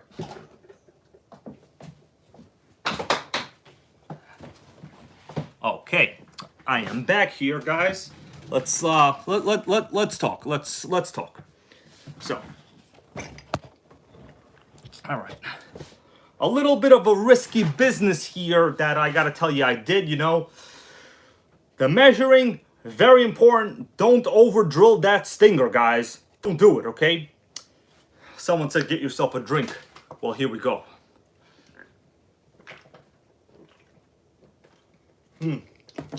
I'm getting hungry. It's gonna be a Taco Bell night, bro. Taco Bell night. Okay. Okay. I'm gonna clean up the shavings later. For now, we need to continue with Project SportMaxx Phase 1. So the thing is, people telling me to do some curls. I can't really do that because there's definitely not a single woman in this stream right now. There's 0 women, and therefore, we're gonna keep it strictly Nitro. All right, so let's remove the wheels. So the next option, well, I don't want to say it's not an option. This is gonna happen, you know. We're gonna get these wheels on, guys. Monday Night Nitro. Let me ask you a question, though. Hold on a second before we continue. You guys liking this stream? Let me know. You liking this content? You know, I'm trying to pull content basically out of my you-know-what sometimes. And it's fine, okay? You can't kill the content, all right? Okay. Freaking hot in here. Oh, my God. All right, so I'm going to move this. The amount of cleaning I'm going to do here is going to be sickening. Okay. All right. Wrenching is always great, Ghost Tim Raz. Great content, says Brian Schumann. Thank you, brother. So, Brian Schumann, that cooling head right here will be on the way over to you this week, okay? I promise you could use it to return to the Traxxas Power Up program. Tell them this is a NitroGang approved cooling head, guaranteed to have you yell 2-speed baby Traxxas. Okay, tell them like that. Tell them you don't even need all the fins on this cooling head. It's that sickening. Okay, so it's on the way over to you, bro. On the way over to you. Okay, thank you guys for appreciating the creativity of the content here. Yeah, let's go. So I'm gonna remove these Arma wheels, sickening Arma wheels right here. Okay, so actually they're quite good. The wheels, I gotta tell you, the traction is quite good. The vial, what's going on? I will not deny that. Okay. All right, so I'm gonna take off this wheel. Yeah. Big Jimmy Bay, how you doing, boy? He goes, it's all good content being enjoyed in the UK. Okay.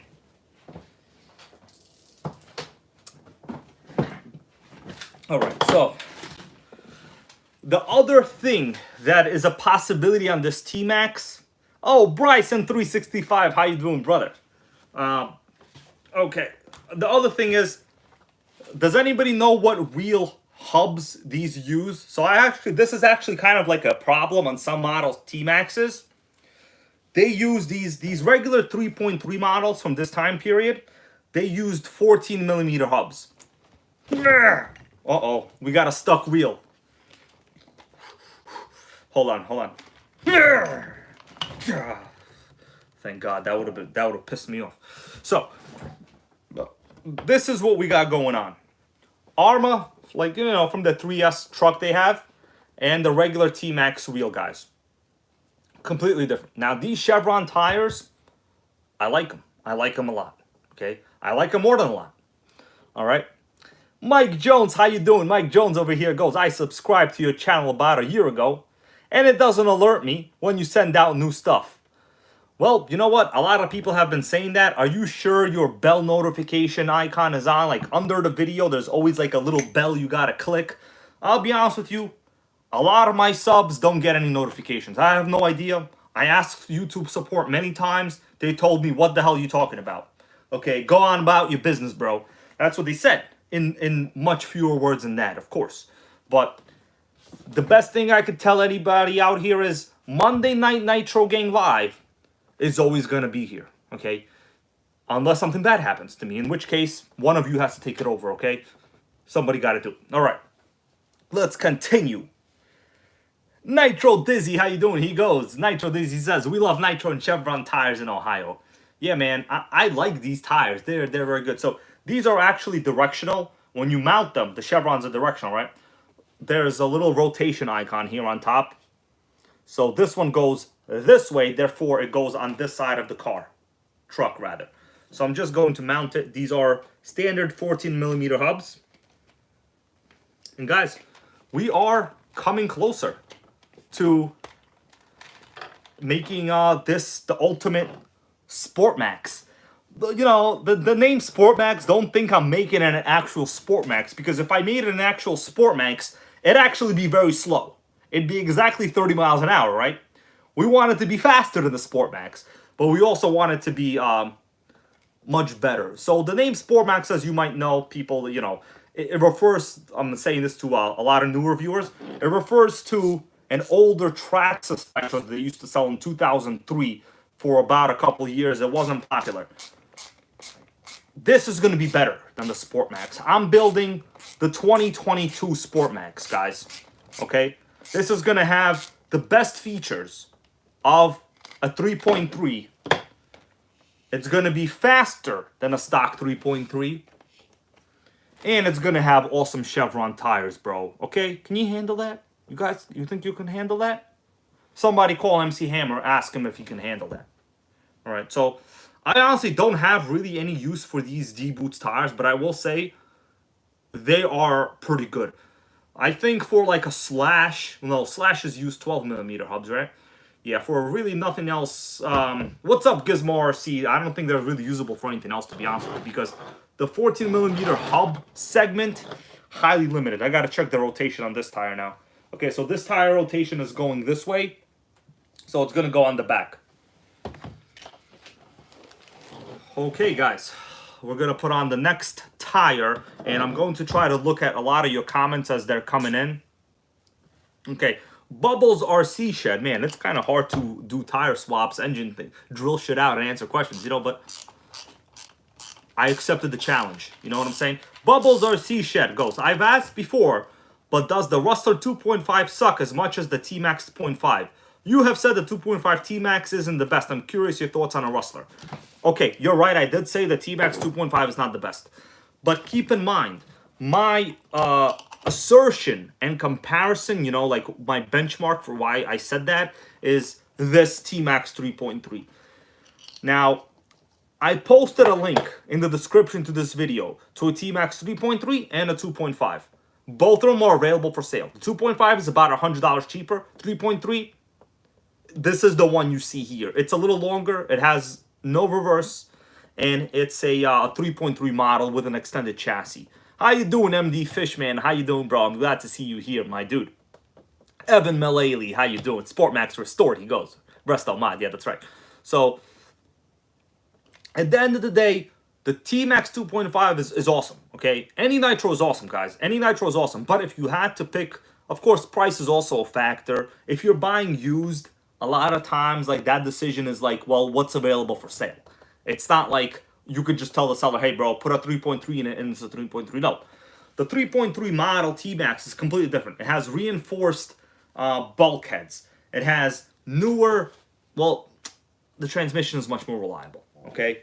But any T-maxx is good. I'm actually thinking of picking up a 2.5 T-maxx. What do you think? Maybe for the channel, something like that? Gotta rip this piece of... That's right. Did you see what I just did? I abused this wheel, my dudes. You hit it like you mean it. Right? Okay. So let's stick this tire on. Am I bleeding this time? No. So last time I beat up a Nitro, I was bleeding the whole stream. You guys remember that? When that happened? Yeah, pretty much happened. All right. Yeah. Ryan Wood goes, I have a SportMaxx with the Offner 21. It absolutely rips. Man, that's sickening.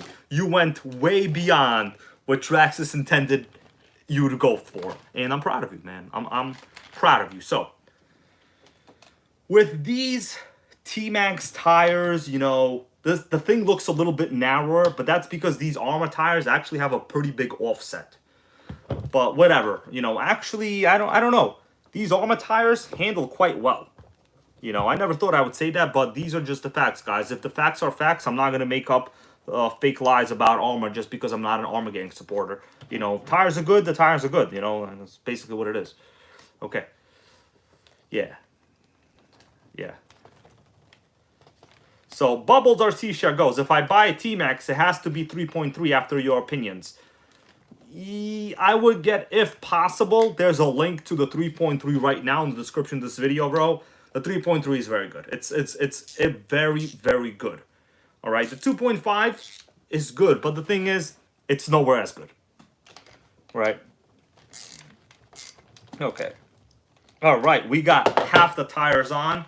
So let me point this out. If you look at what I have now, you know, with the Armor tires and with the T-maxx tires, you could tell that the offset on the Armor, they're very wide. You know, so before, actually my run kind of shitty now. It was very stable before, but now, you know, these tires, they go like way outside where the suspension parts end.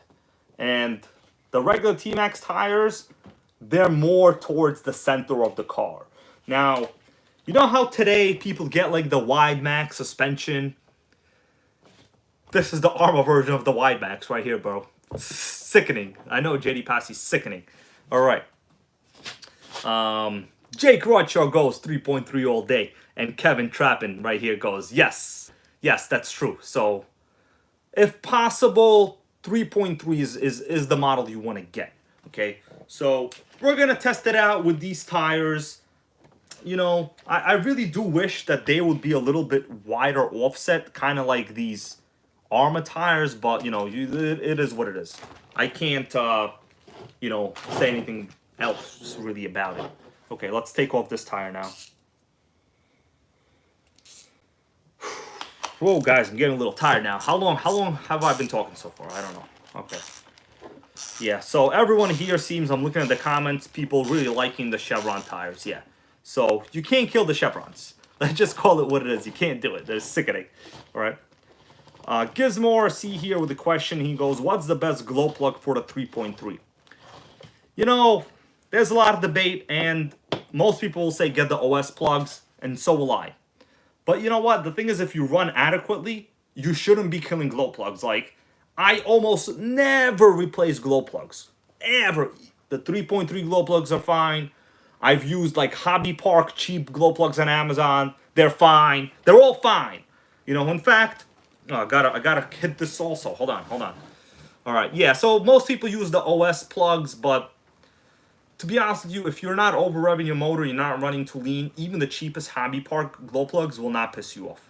Okay, glow plugs, they work exactly. MD Fishman here goes same. Even the HSP glow plugs work exactly. I've run the HSP in many Nitros, guys. Many. They're fine. Okay, so let's remove this. I'm gonna punch it. You ready? That's right. You ever seen anybody take tires off like that? Sickening, I know. Truly, truly sickening. Yeah. Gizmo RC, you're welcome, bro. I'm glad to answer questions if I can, you know? Okay, so rotation this way, so obviously it's can only go on this side, right? All right. So I will say this T-maxx actually is much narrower now with these tires, but we're going for more of a Traxxas look. This is what you're gonna get. All right. Okay, let me read some of your comments right here. JD Posse goes, slap the wheels like the grapes. I did, man. I did. I beat them up. Turek, how you doing? Turek goes, lovely chevrons like the USA one. Yes, yes. Just like them. Except, that, well, the USA ones are actually much better. they're a softer compound. These were fairly rough for the time. But the thing with the Chevron tires, they don't wear. Because you have a lot of material here, you know? And I like them. They're scale looking, and also when you get the Chevron tires up to a very good speed, they make like a fairly nice tire noise. I gotta tell you, the tire noise is a little bit nice. Okay, need new head button. Evan Mullally says. Your threads are worn out. I guess that's an ongoing conversation, so I'm not gonna talk about it right now. Okay, so diffs are perfect. Okay, can't kill the diffs. You know what I'm talking about, right? Okay, so now we got this other tire here. Let's make this go down. Final tire. Make sure the rotation matches, because sometimes you can get like mismatched tires from people. So luckily these tires are from one set. All right. All right. Okay, so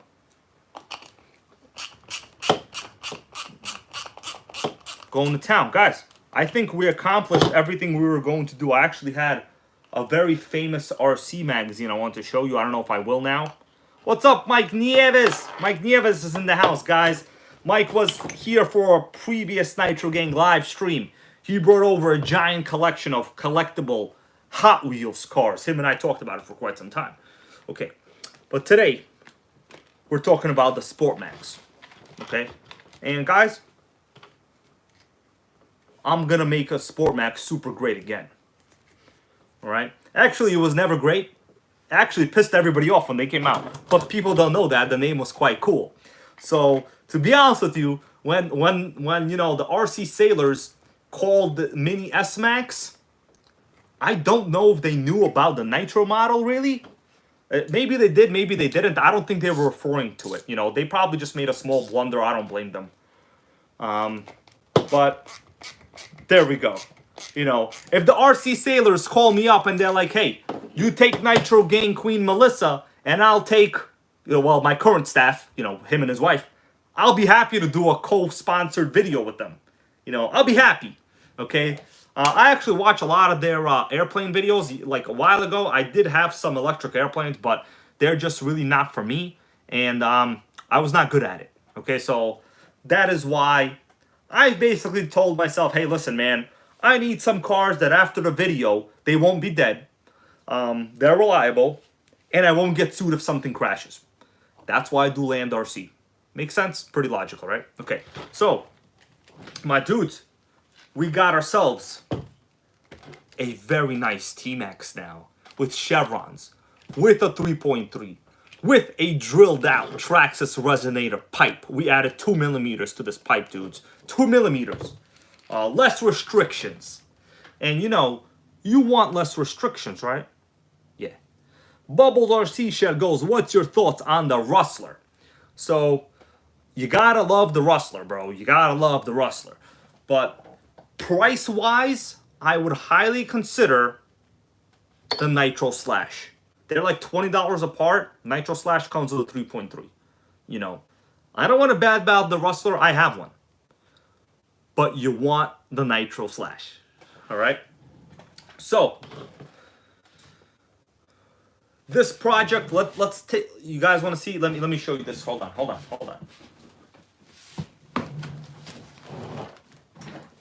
All right. So, here's the body. Let's see what it looks like with the body on.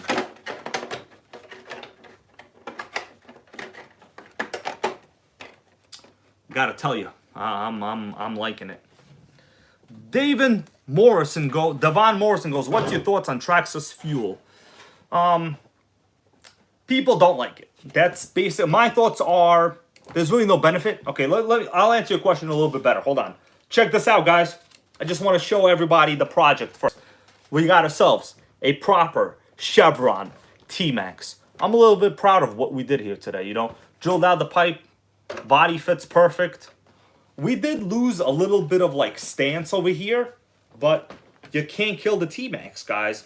And I'm honestly looking forward to running this. Okay, I'm really looking forward to running this. So let me answer the question we just had here. What's my thoughts on the Traxxas fuel? The reality is, unless you absolutely have to get it, like you have no choice. Like you don't use the internet. You have to go to your hobby store and you have to buy Traxxas fuel because that's what they have. Well, then that's what you have. But if any possibility of buying fuel online exists, do not buy Traxxas top fuel. Okay? The reason is it's very high oil content, and pretty much the consensus is don't get it. Okay, now if you have to get it, you have to get it, right? But if you don't have to, don't get it. Makes sense? Yeah. So JD Posse goes fire it up and spell the nitro now. So the thing is, maybe yes, maybe no. I actually have a bunch of metal shavings probably in this pipe. I don't know. What do you guys think? Michael Neves goes, where's the hat? So the hat is actually currently in the Prius. I left the hat on the dashboard in the Prius because probably tonight, after the stream, I will be going to Taco Bell. And when I get Taco Bell, I will be wearing the hat to make sure they understand what's going on. Actually, the other day I recorded a video. I ate Taco Bell with the hat, with a Jado on the dashboard. That video will be out soon, my dudes, okay? So JD Posse goes vacuuming the pipe. I don't think that's necessary, to be honest with you. You know, all the stuff should just come out. There probably isn't much because, like, as the drill is spinning, right, it's basically taking the shavings along with the drill, along the channels of the drill, right? I don't know the proper terms, but you understand the shavings. Like, I have some shavings here in my hand. Let's see what over here. Little Oscar with a question. He goes, what mods should I do to my Nitro Rustler? Honestly, you don't really need any mods. If you break something, make sure to get RPM parts. Just get RPM parts. You know, you're gonna probably break the steering hubs, the wheel hubs for sure. Probably gonna have shock caps pop off. But get aluminum shock caps, highly recommended. And you really, you know, people always ask me what mods should I get before they get the chassis. Like, run it normally first. See what, like, the weak spots are. Now, the consensus in the RC community, we all know the weak spots on a Traxxas, right? Because everybody has had a Traxxas, basically. Like, the weak spots are very obvious. Basically, the entire suspension. I'm just playing around, but no, that's 98% true. Okay. So someone wants me to blow on the tube. Let's see. You know what? I'll do that. Okay. Let's make it happen. So to clear out any of the shavings, let's see what's gonna happen. I'm going to blow on the exhaust, but the thing is, it's also basically coming out here. So let's see what's gonna happen. I don't want any of it to go into the motor. So what I'm gonna do is, okay, I'm gonna do something creative now, guys. We're going to remove the header, okay? Now that I've drilled it, let's get down to business. Let's get down to business. Enough messing around. Let's remove the pipe, I mean. Okay. I'm gonna remove the pipe, remove it from here to make sure it's loose. Okay, so it's loose. And I've removed the pipe fully. I'm going to plug the hole, the back pressure exhaust port here. I'm going to plug it and I'm going to blow over here. So we're going to do the RC, you know, I'm not going to have to say what it is. You guys know what it is. You ready? Oh man, it smells like nitro in here. Okay, hold on. Let me, it smells like sickening nitro. Oh. Let me clean this a little bit before I do it. Oh man, it's hella dirty. What do you guys think is gonna happen? You think any shavings will fly out of here? I'm not sure, man. I'm not sure. What I do know is this stream has over 100 people watching and only 76 likes, including from me. You guys don't appreciate like what I just did? You know, drilled crap out? I'm just kidding. It doesn't really matter. Like it, don't like it, doesn't matter. Okay. All right. So, let's do this.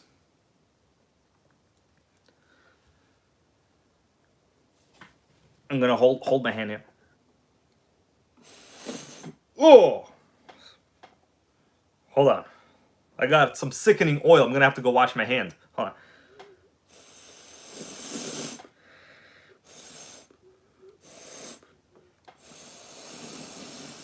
Whoa, sickening.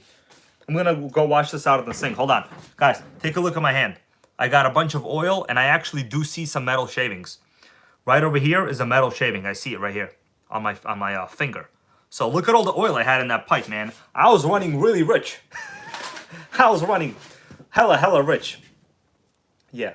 Blow through the outlet, not the top. Goes Moto 3030, 330. Turok back through the old 420 days. I gotta go wash my hand, but my hand is full of oil. Blow through the top? What do you mean the top? This is the stinger. Oh, sickening. Yeah, I did get some metal shavings. Yeah. Physic goes, is this the T-maxx with the weird wheel extenders? No. That one I beat up a while ago. It's actually a little bit in front of me. This is the T-maxx that I made great again. Let me go wash my hand, guys, and I'm gonna wash this in the sink a little bit, and we'll take it from there. Stay here, okay? BRB.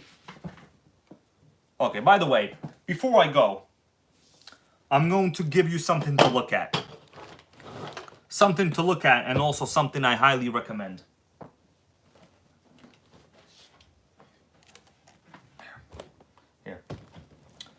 Here, yeah. Take a look at this Kyosho Fw06. Okay, the link to this is in the description. Get it. It's in stock right now. 110 scale nitro, 2-speed, baby. Can't kill it. I'll be right back.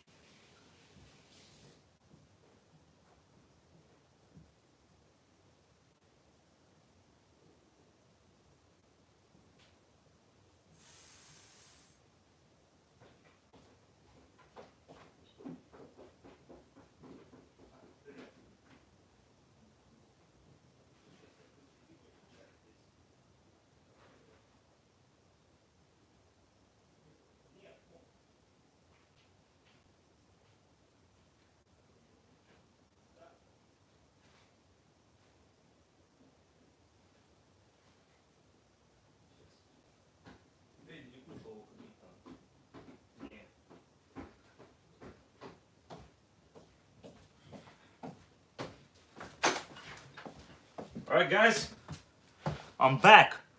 Do you see what I have with me right here? Guys, what do I have? I have Nitro. I have some other crap, don't I? I have a remote. Something's gonna go down right now. Oh, man. I had to make some stuff happen. I see some people left the stream. Trying to piss me off, aren't you? You probably are. Alright. By the way, get this Kyosho Fw06 in stock, A main right now. Look at that, Acura NSX body, can't kill it. Okay, I'm back. Everybody that left, you're gonna miss it. I'm gonna try to fire this up right now in my freaking studio. Nobody heard that. Playing around, I don't care. There's no privateness, all right? Okay, let me just see what's going on with these comments. We got 100 people watching. Chef Beardsley, how you doing? So, guys, let me ask you a question. Should I start this up right now? Okay, let me get set up over here. So let me tell you what went down. So I went to the sink. And so much freaking oil came out of here. I blew in this many ways. I blew in it with water this way. I blew in it with water this way. I freaking smoked a little pipe in the bathroom, so to say. Okay, you guys understand what I'm saying? Yeah, smoked a little pipe. All right. We got Start That Baby Up goes Turek. Yeah, it's Sean Q, fire it up, he goes. Okay, let me get situated here. I'm going to blow out of this stinger again, just to make sure there's nothing there, but it really doesn't. I'm gonna close this.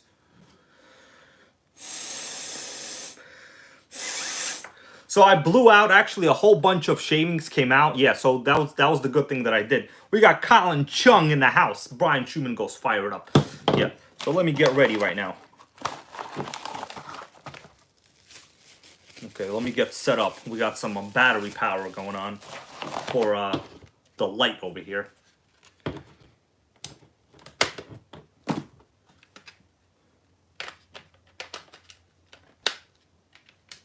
Yeah, what do you think about that? Sickening lights. We're back in action. So guys, we have come full swing. I'm gonna try to fire this up. I pretty much, let me just make sure I've tightened everything here. Man, I honestly didn't think I would do this. What do you think? Should I do this? Okay. Okay, wrong driver. Sickening driver. Pissed me off. Okay, so this should be fine. The glow plug I tightened. Let me... Where's my pliers? Right here. I'm just going to cinch down. Taco Bell again goes Colin Chung. Man, I hope so. I hope so, man. I definitely hope so. Okay. Let me do this now. Gonna adjust the light. Okay. Got a light action going on. Okay, actually that is not the light action. This is the light. Okay. Going to just put the glow plug on top here. Well. Okay, it should be on. Okay, if it's not on, then we'll oh, you know what? Actually, I put in a whole bunch of 3-in-1 oil in there. Yeah. The question is, why not install the pipe? Yes. So I actually put a whole bunch of 3-in-1 oil in there. So if I start it up, it's going to be quite smoky in this room. I don't know. I'm having a little bit of a second thoughts. All right, let's put the pipe in first. Right, so the pipe got drilled out. You could see the stinger is actually much bigger than it was right here. Let's make it happen.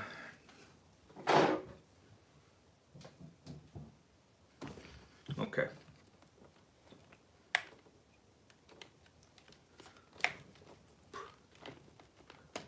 All right, the pipe is in. Let me get it into its holder.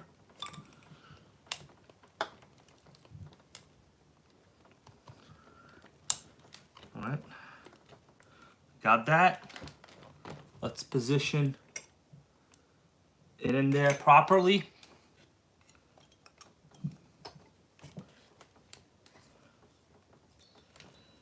All right. Okay, here we go. Connect the back pressure line. What do you guys think? I don't know. I don't know if I should do this. I actually put in a whole bunch of Yeah, Benjamin Martinez, bro. I cut this thing out. It basically added 2 millimeters to the hole. 2 millimeters I added to the stinger here. Should we try to fire it up? I mean, I put in a whole bunch of 3-in-1 oil in there. I'm a little bit I'm not sure if I should do it. Derek's garage goes, I need an exhaust hose to run out though. There's gonna be a ton of smoke right now, guys. It's gonna be freaking sickening. But you know what? You see this nitro fuel? Hold on. Question is, what model memory is this T-maxx? Shit, if I forgot what model memory this is gonna be a problem. I gotta check on my radio. I never put a sticker on it. Oh man, I'm an idiot. Okay, hold on. Let me check the model memory on my GT5. Because 10 is definitely not it. 10 is JATO. Okay, I'm just checking my model memory on the remote. Okay. Shit. No. Which memory is this? I labeled it, but I forgot. T-maxx number 20. What do you think about that? You see that? Model memory 20, T-maxx. Manuel Maldonado got it right. He knew. That's right. The best is number 20. Okay, actually model memory number 1 on this remote is my primal, and 20 is the T-maxx. And, you know, once I turn it on, we'll know right away if it's linked. Okay, so, yeah, it's linked. You see that? Sickening. Well, guys, what do you think is going to happen? I'm a little bit nervous myself, actually. I'm gonna fire it up. All right, let me move the camera here for a second.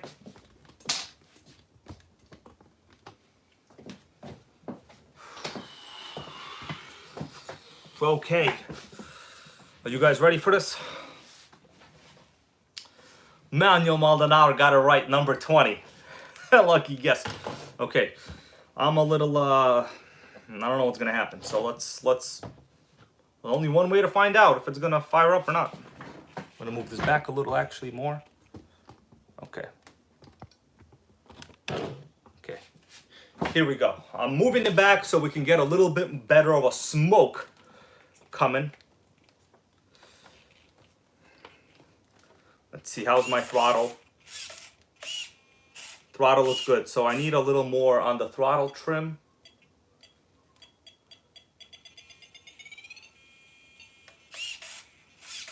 Hold on, let me adjust the throttle trim here. All right. I'm just adjusting it, guys. Oh, Sean Stabsky, how you doing? Do it, bro. Live stream first. You're probably right, bro, Sean Stabsky. This is a live stream first for me. I'm honestly, the amount of smoke you're gonna see right now, guys, I'm probably gonna get smoke inhalation. I'll probably lose my appetite for Taco Bell after this, actually. Okay, we're gonna do it. Hold up. All right, I'm gonna connect the phone, actually. All right. All right. You guys ready for this? I honestly don't know if I'm ready for this. All right. So first, I'm just going to pour some fuel in this. Then we'll rotate the chassis. Okay. Yeah. 1999. Okay.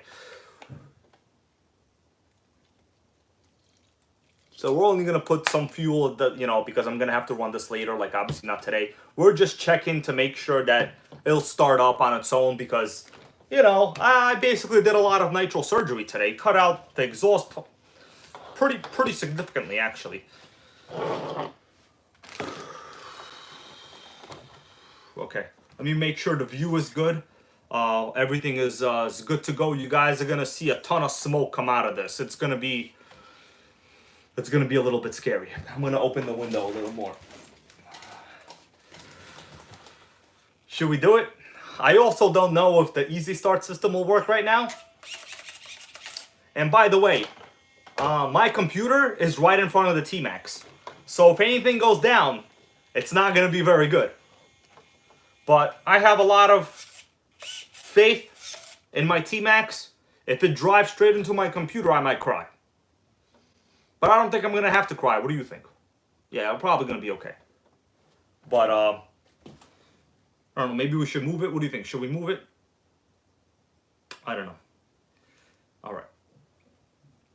Okay, 123 people. I'm going to try to fire it up. So, I don't know what's going to happen. But something crazy is going to happen right now. All right.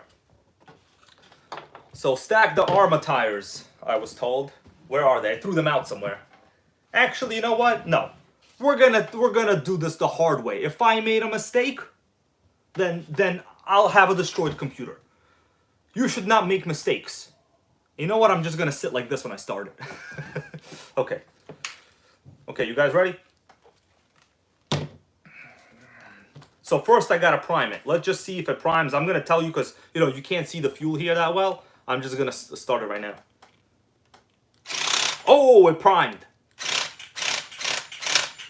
It's gonna fire up, guys. I'm only gonna run it for a little bit, okay? Hopefully the glow plug wire here is okay. Do we got it? We don't need no Nitro BJ bike mantle this time because with proper back pressure, the thing should cycle fuel on its own. Okay, Sean Stapsky, we got it. Okay. Let's make it go down. Oh, it's gonna go. It's gonna go. We got a lot of 3-in-1 oil. Hold up. Sickening!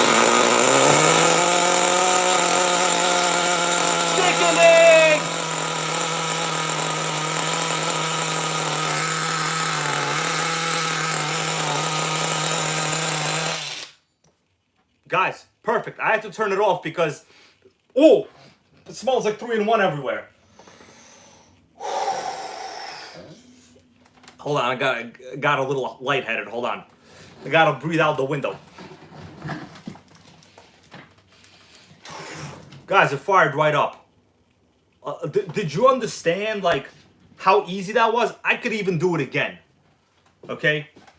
3-in-1 high goes Ryan, bro. Yeah, that was... I'm gonna fire it up again. I'm gonna fire it up again. Do you understand... like how easy these T-maxxes are to work on and repair? That's why I like them. All right, we're gonna do it again. Oh my God, it smells like.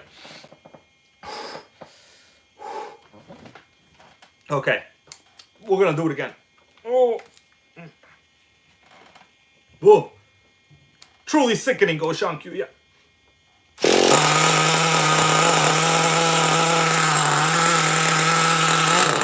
Whoa. Whoa, tons of smoke in here. I want to hit it a little bit. There's a lot of 3-in-1 in there.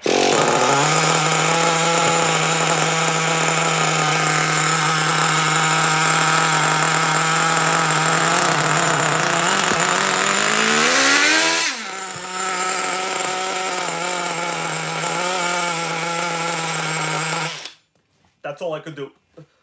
The whole room. Hold on. Hold on. I got to breathe out the window. Hold on.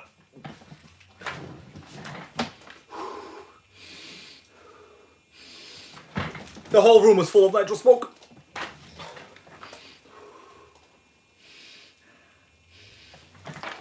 Oh, I wanted to hit the 2-speed, but it was.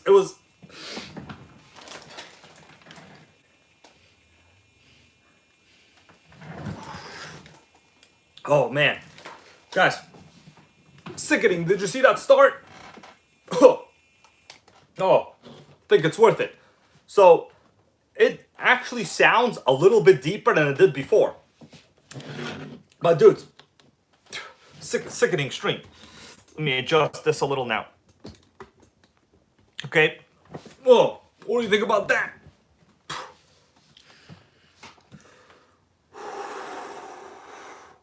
Guys, I start my nitros in the freaking NitroGang headquarters after doing a whole bunch of serious work, drilling the pipe. It actually did sound a little bit deeper than normal. I gotta tell you, it sounds a little bit deeper. No problem with the back pressure.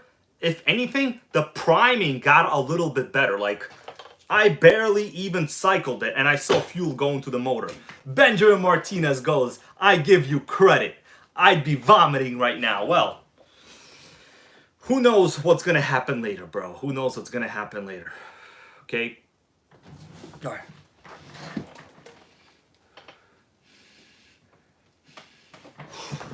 Okay, I'm better. So, man, yeah, next time we're gonna have some sickening T-maxx action. All right. So the next plan, we've drilled out the pipe. We went back to Chevron tires. You gotta love them Chevrons. All right. The next plan is going to be getting a smaller spur gear. Now, I have the choice of getting a bigger clutch bell, but I don't really think. Yes, the Bug 404 goes, should be interesting to see how it is up top too. He's referring to the top end. So yes, I already have like an understanding and a video of how this performed, on the top end. And without doing like a proper speed test, I can't really make a video claiming you're going to get 88% more power like some people will. But I will say it does sound different. It did suck fuel in very well. And you got to understand, guys, this motor was basically like you all saw inside. This was a junk motor. Like, let me tell you the history of how I got this T-maxx. So basically, the dude told me, yeah, man, it ran like, 300 something degrees and I couldn't start it again. That's what the previous owner told me. He was a nice guy, but like this was his first Nitro, And I pretty much already understood that the motor was garbage. And guess what? The piston on the original motor that was in here, it separated. It was basically like a two-piece piston design. Okay, so it was not good. Okay. So I'm actually in a fairly small, confined area right now, but when you got nitro in the veins, it's actually quite okay. All right, let me go get something. I'll be right back.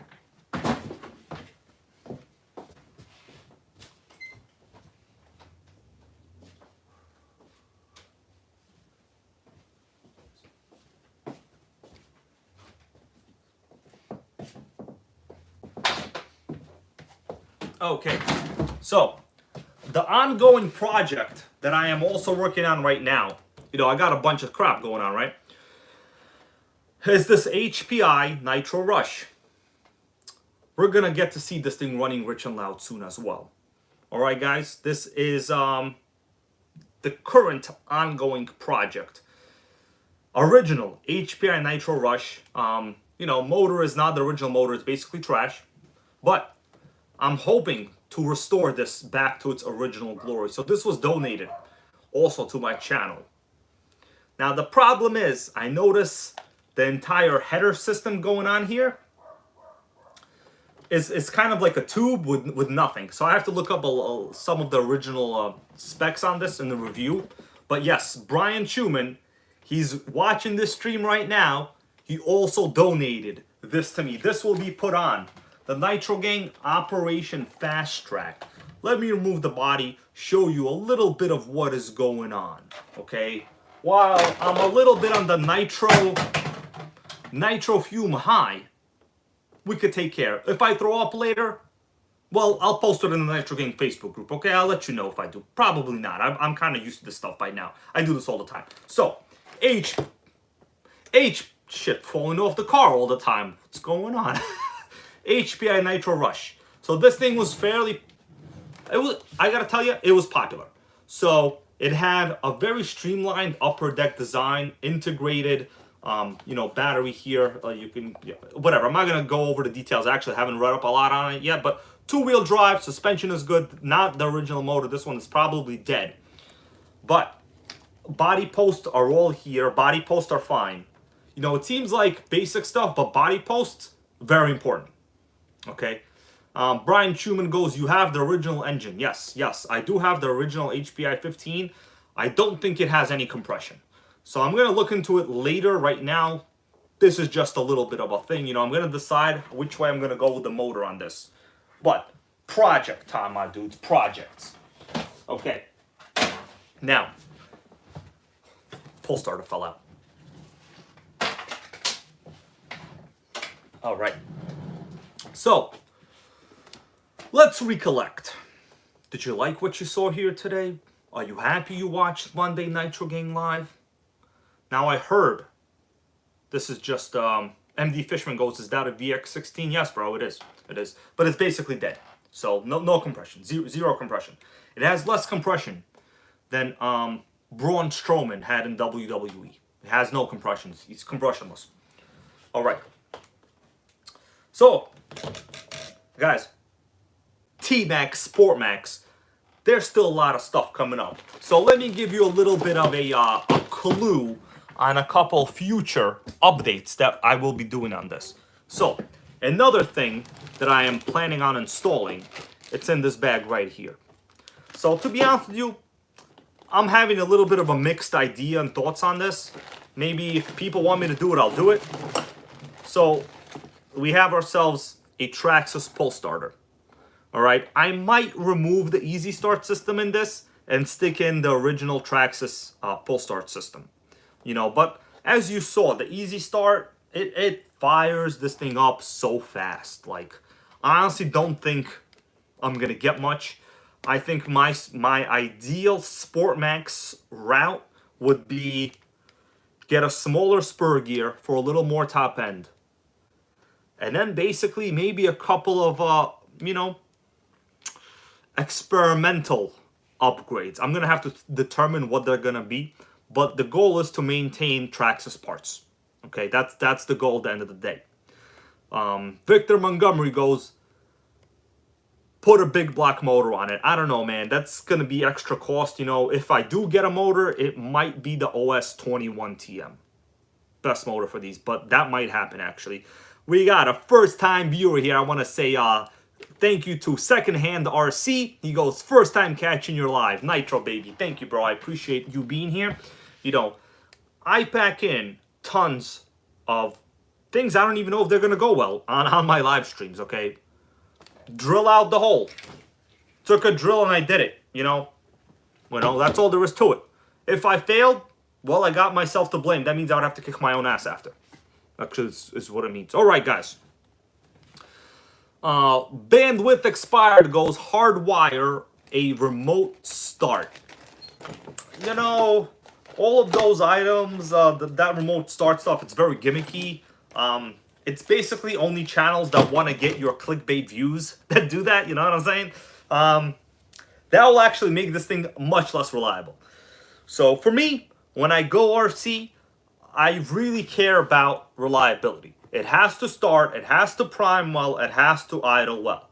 And almost all of the Nitros I own do that, you know, because I don't mix non-standard parts. You can't do that, but it's just no benefit really, like, you know. All right, Gizmo RC goes, I'm out. Thank you, my dude. Yeah, thanks for watching. See you later. It's a good idea, but so far every onboard electric start system that's like a push button thing has failed. You know, it has not become mainstream for a reason. I could almost guarantee you that if Traxxas thought it was a good idea, they would have included it. But, you know, guess what? They include an easy start system that has like a separate battery, which is a good idea. On the low-C system, having the onboard battery, not a good idea. You know, it's gimmicky, it's good. It'll sell cars, but actually didn't sell cars, right? Because that system is gone. Guess what's around? The Traxxas Easy Start system is around. So anyway, guys, if you want to get yourself a T-maxx, I highly recommend you get a T-maxx. There's links in the description to this video to a sickening T-maxx 3.3 just like this, okay? And you could be yelling 2-speed baby, starting it anytime. It'll prime easy. The fuel tank is not going to piss you off. The battery life in here is good. The servos are fine, okay? And it's good, all right? You're not going to be beating any low-C race kits, but you got to understand those low-C race guys have spent triple, generally. And they need starter boxes. It's a whole thing. This, put it in the back seat of your car. Go wherever the hell you want. Burn some nitro, baby. That's all I'm saying. That's all I'm saying, guys, you know? All right. All right. Well, let me just see if we got any questions here in the comments here. And then we'll discontinue the video. I appreciate all of you for being here. All of the channel members, of course. Thank you so much. And a lot more awesome Nitro coming in 2022. Now, there has been a giveaway done also. I'm going to tell you right now, a giveaway has already been done.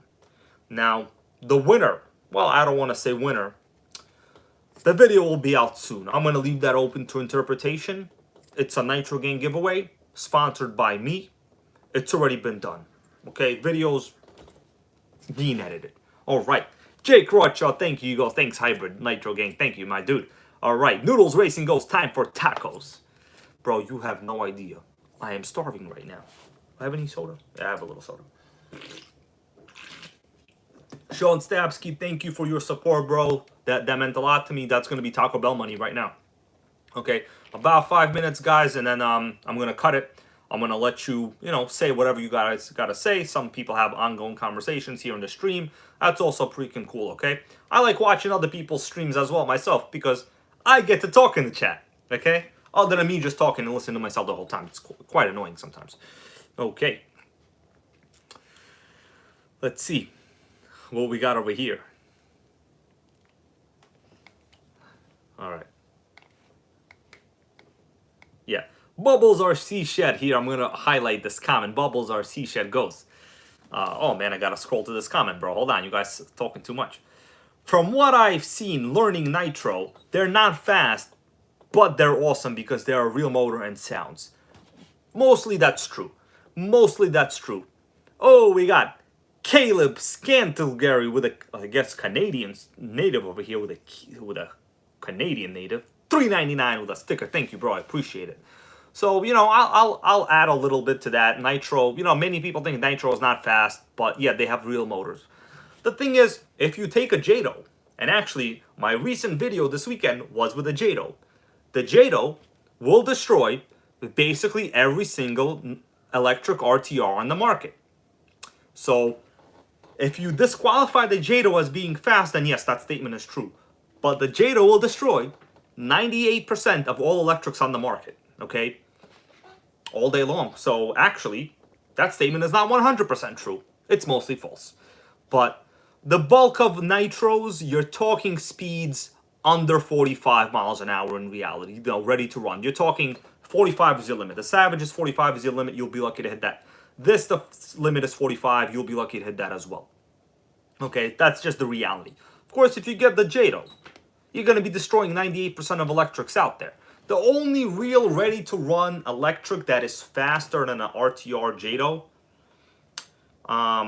and Benjamin Martinez here goes with a proper comment. I'm going to repeat what he just said.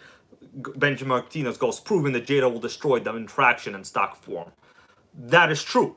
You guys got to understand. When Arma advertises their speeds, they're claiming the speed with the optional speed gear.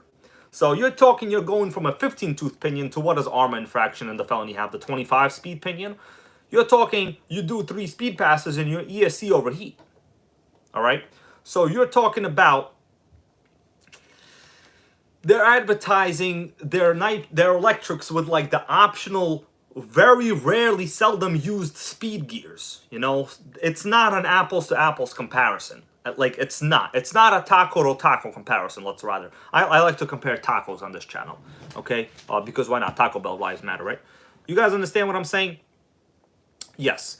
Bubbles RC Shed goes, I pulled 49 on my Arma Granite. Yes. Arma Senton 3S will hit 53. I have a video on my channel. It'll hit 50, low 50s, but the Jada will destroy it in stock form.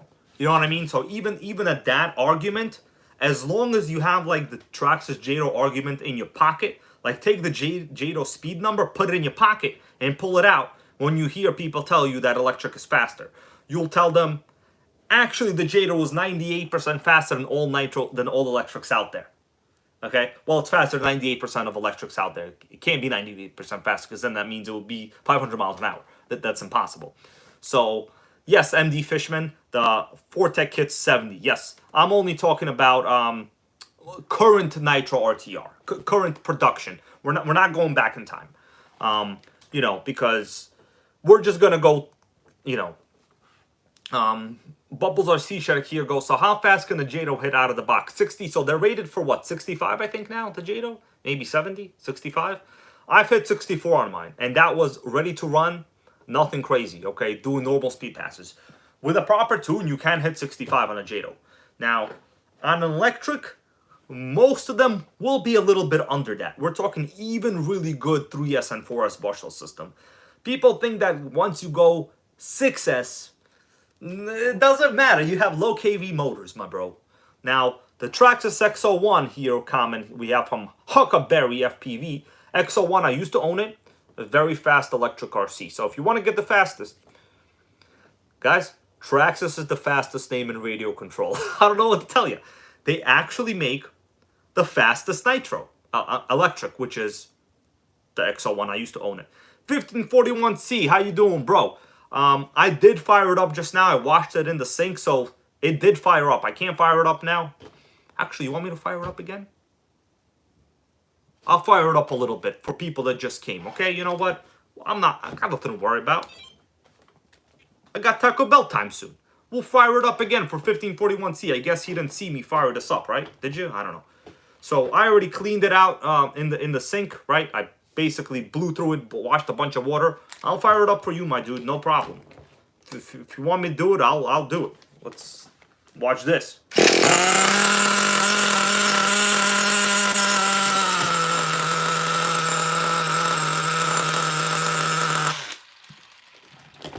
Fired it up, no problem, bro. You asked, and I said no problem. Did you see that start? Like, no problem. And people say Nitro is not reliable. The thing is, when you got it properly tuned, it's reliable. Actually, there's a whole bunch of oil coming out of here. I gotta go wash my recording device after. A bunch of oil just came out. So, properly primed, no problem. You know? Okay.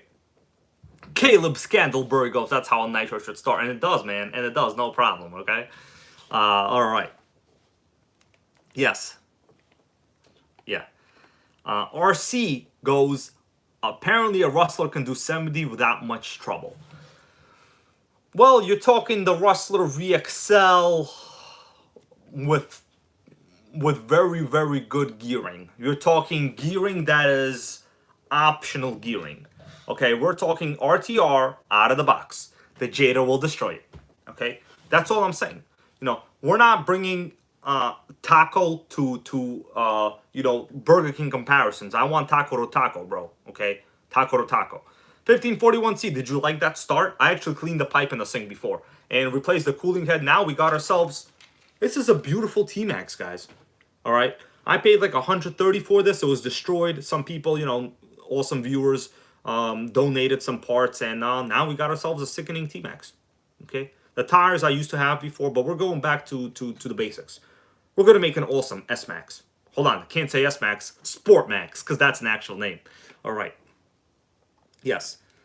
Yeah, the Jado honestly is a remarkable chassis. Like, if you ever ran it, you would understand how great it is for handling. The shocks are good. The pull going straight is good. The brakes are not good, but I have a video on how to make the brakes better.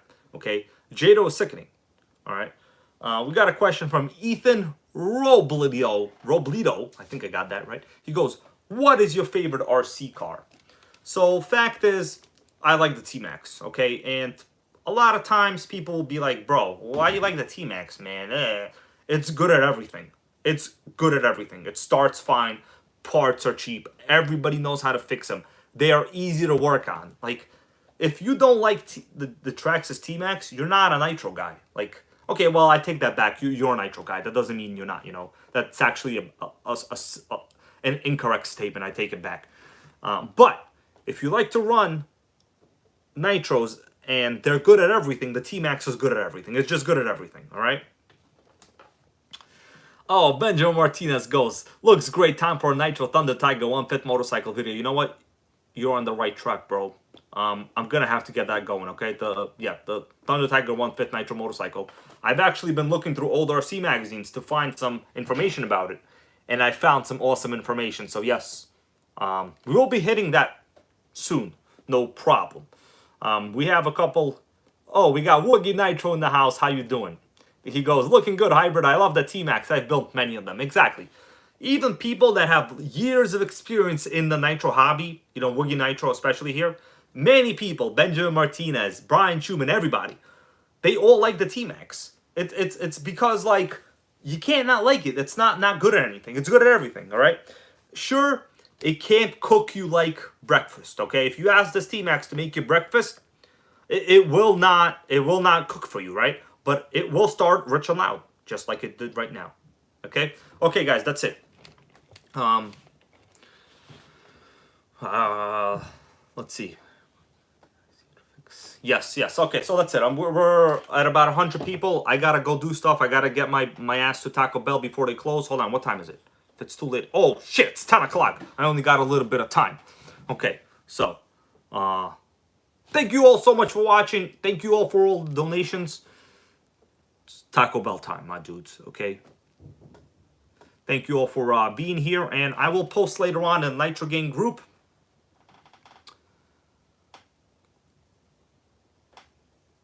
I gotta roll out. Okay? Okay. Good night, everybody. Okay, let me give you guys a minute here to say goodbye to everybody. Texas Hill Country Custom Homes. Thank you, bro, for appreciating it. Everybody that stayed here. We made some crazy stuff go down, man. And soon I'm gonna order some crazy Taco Bell.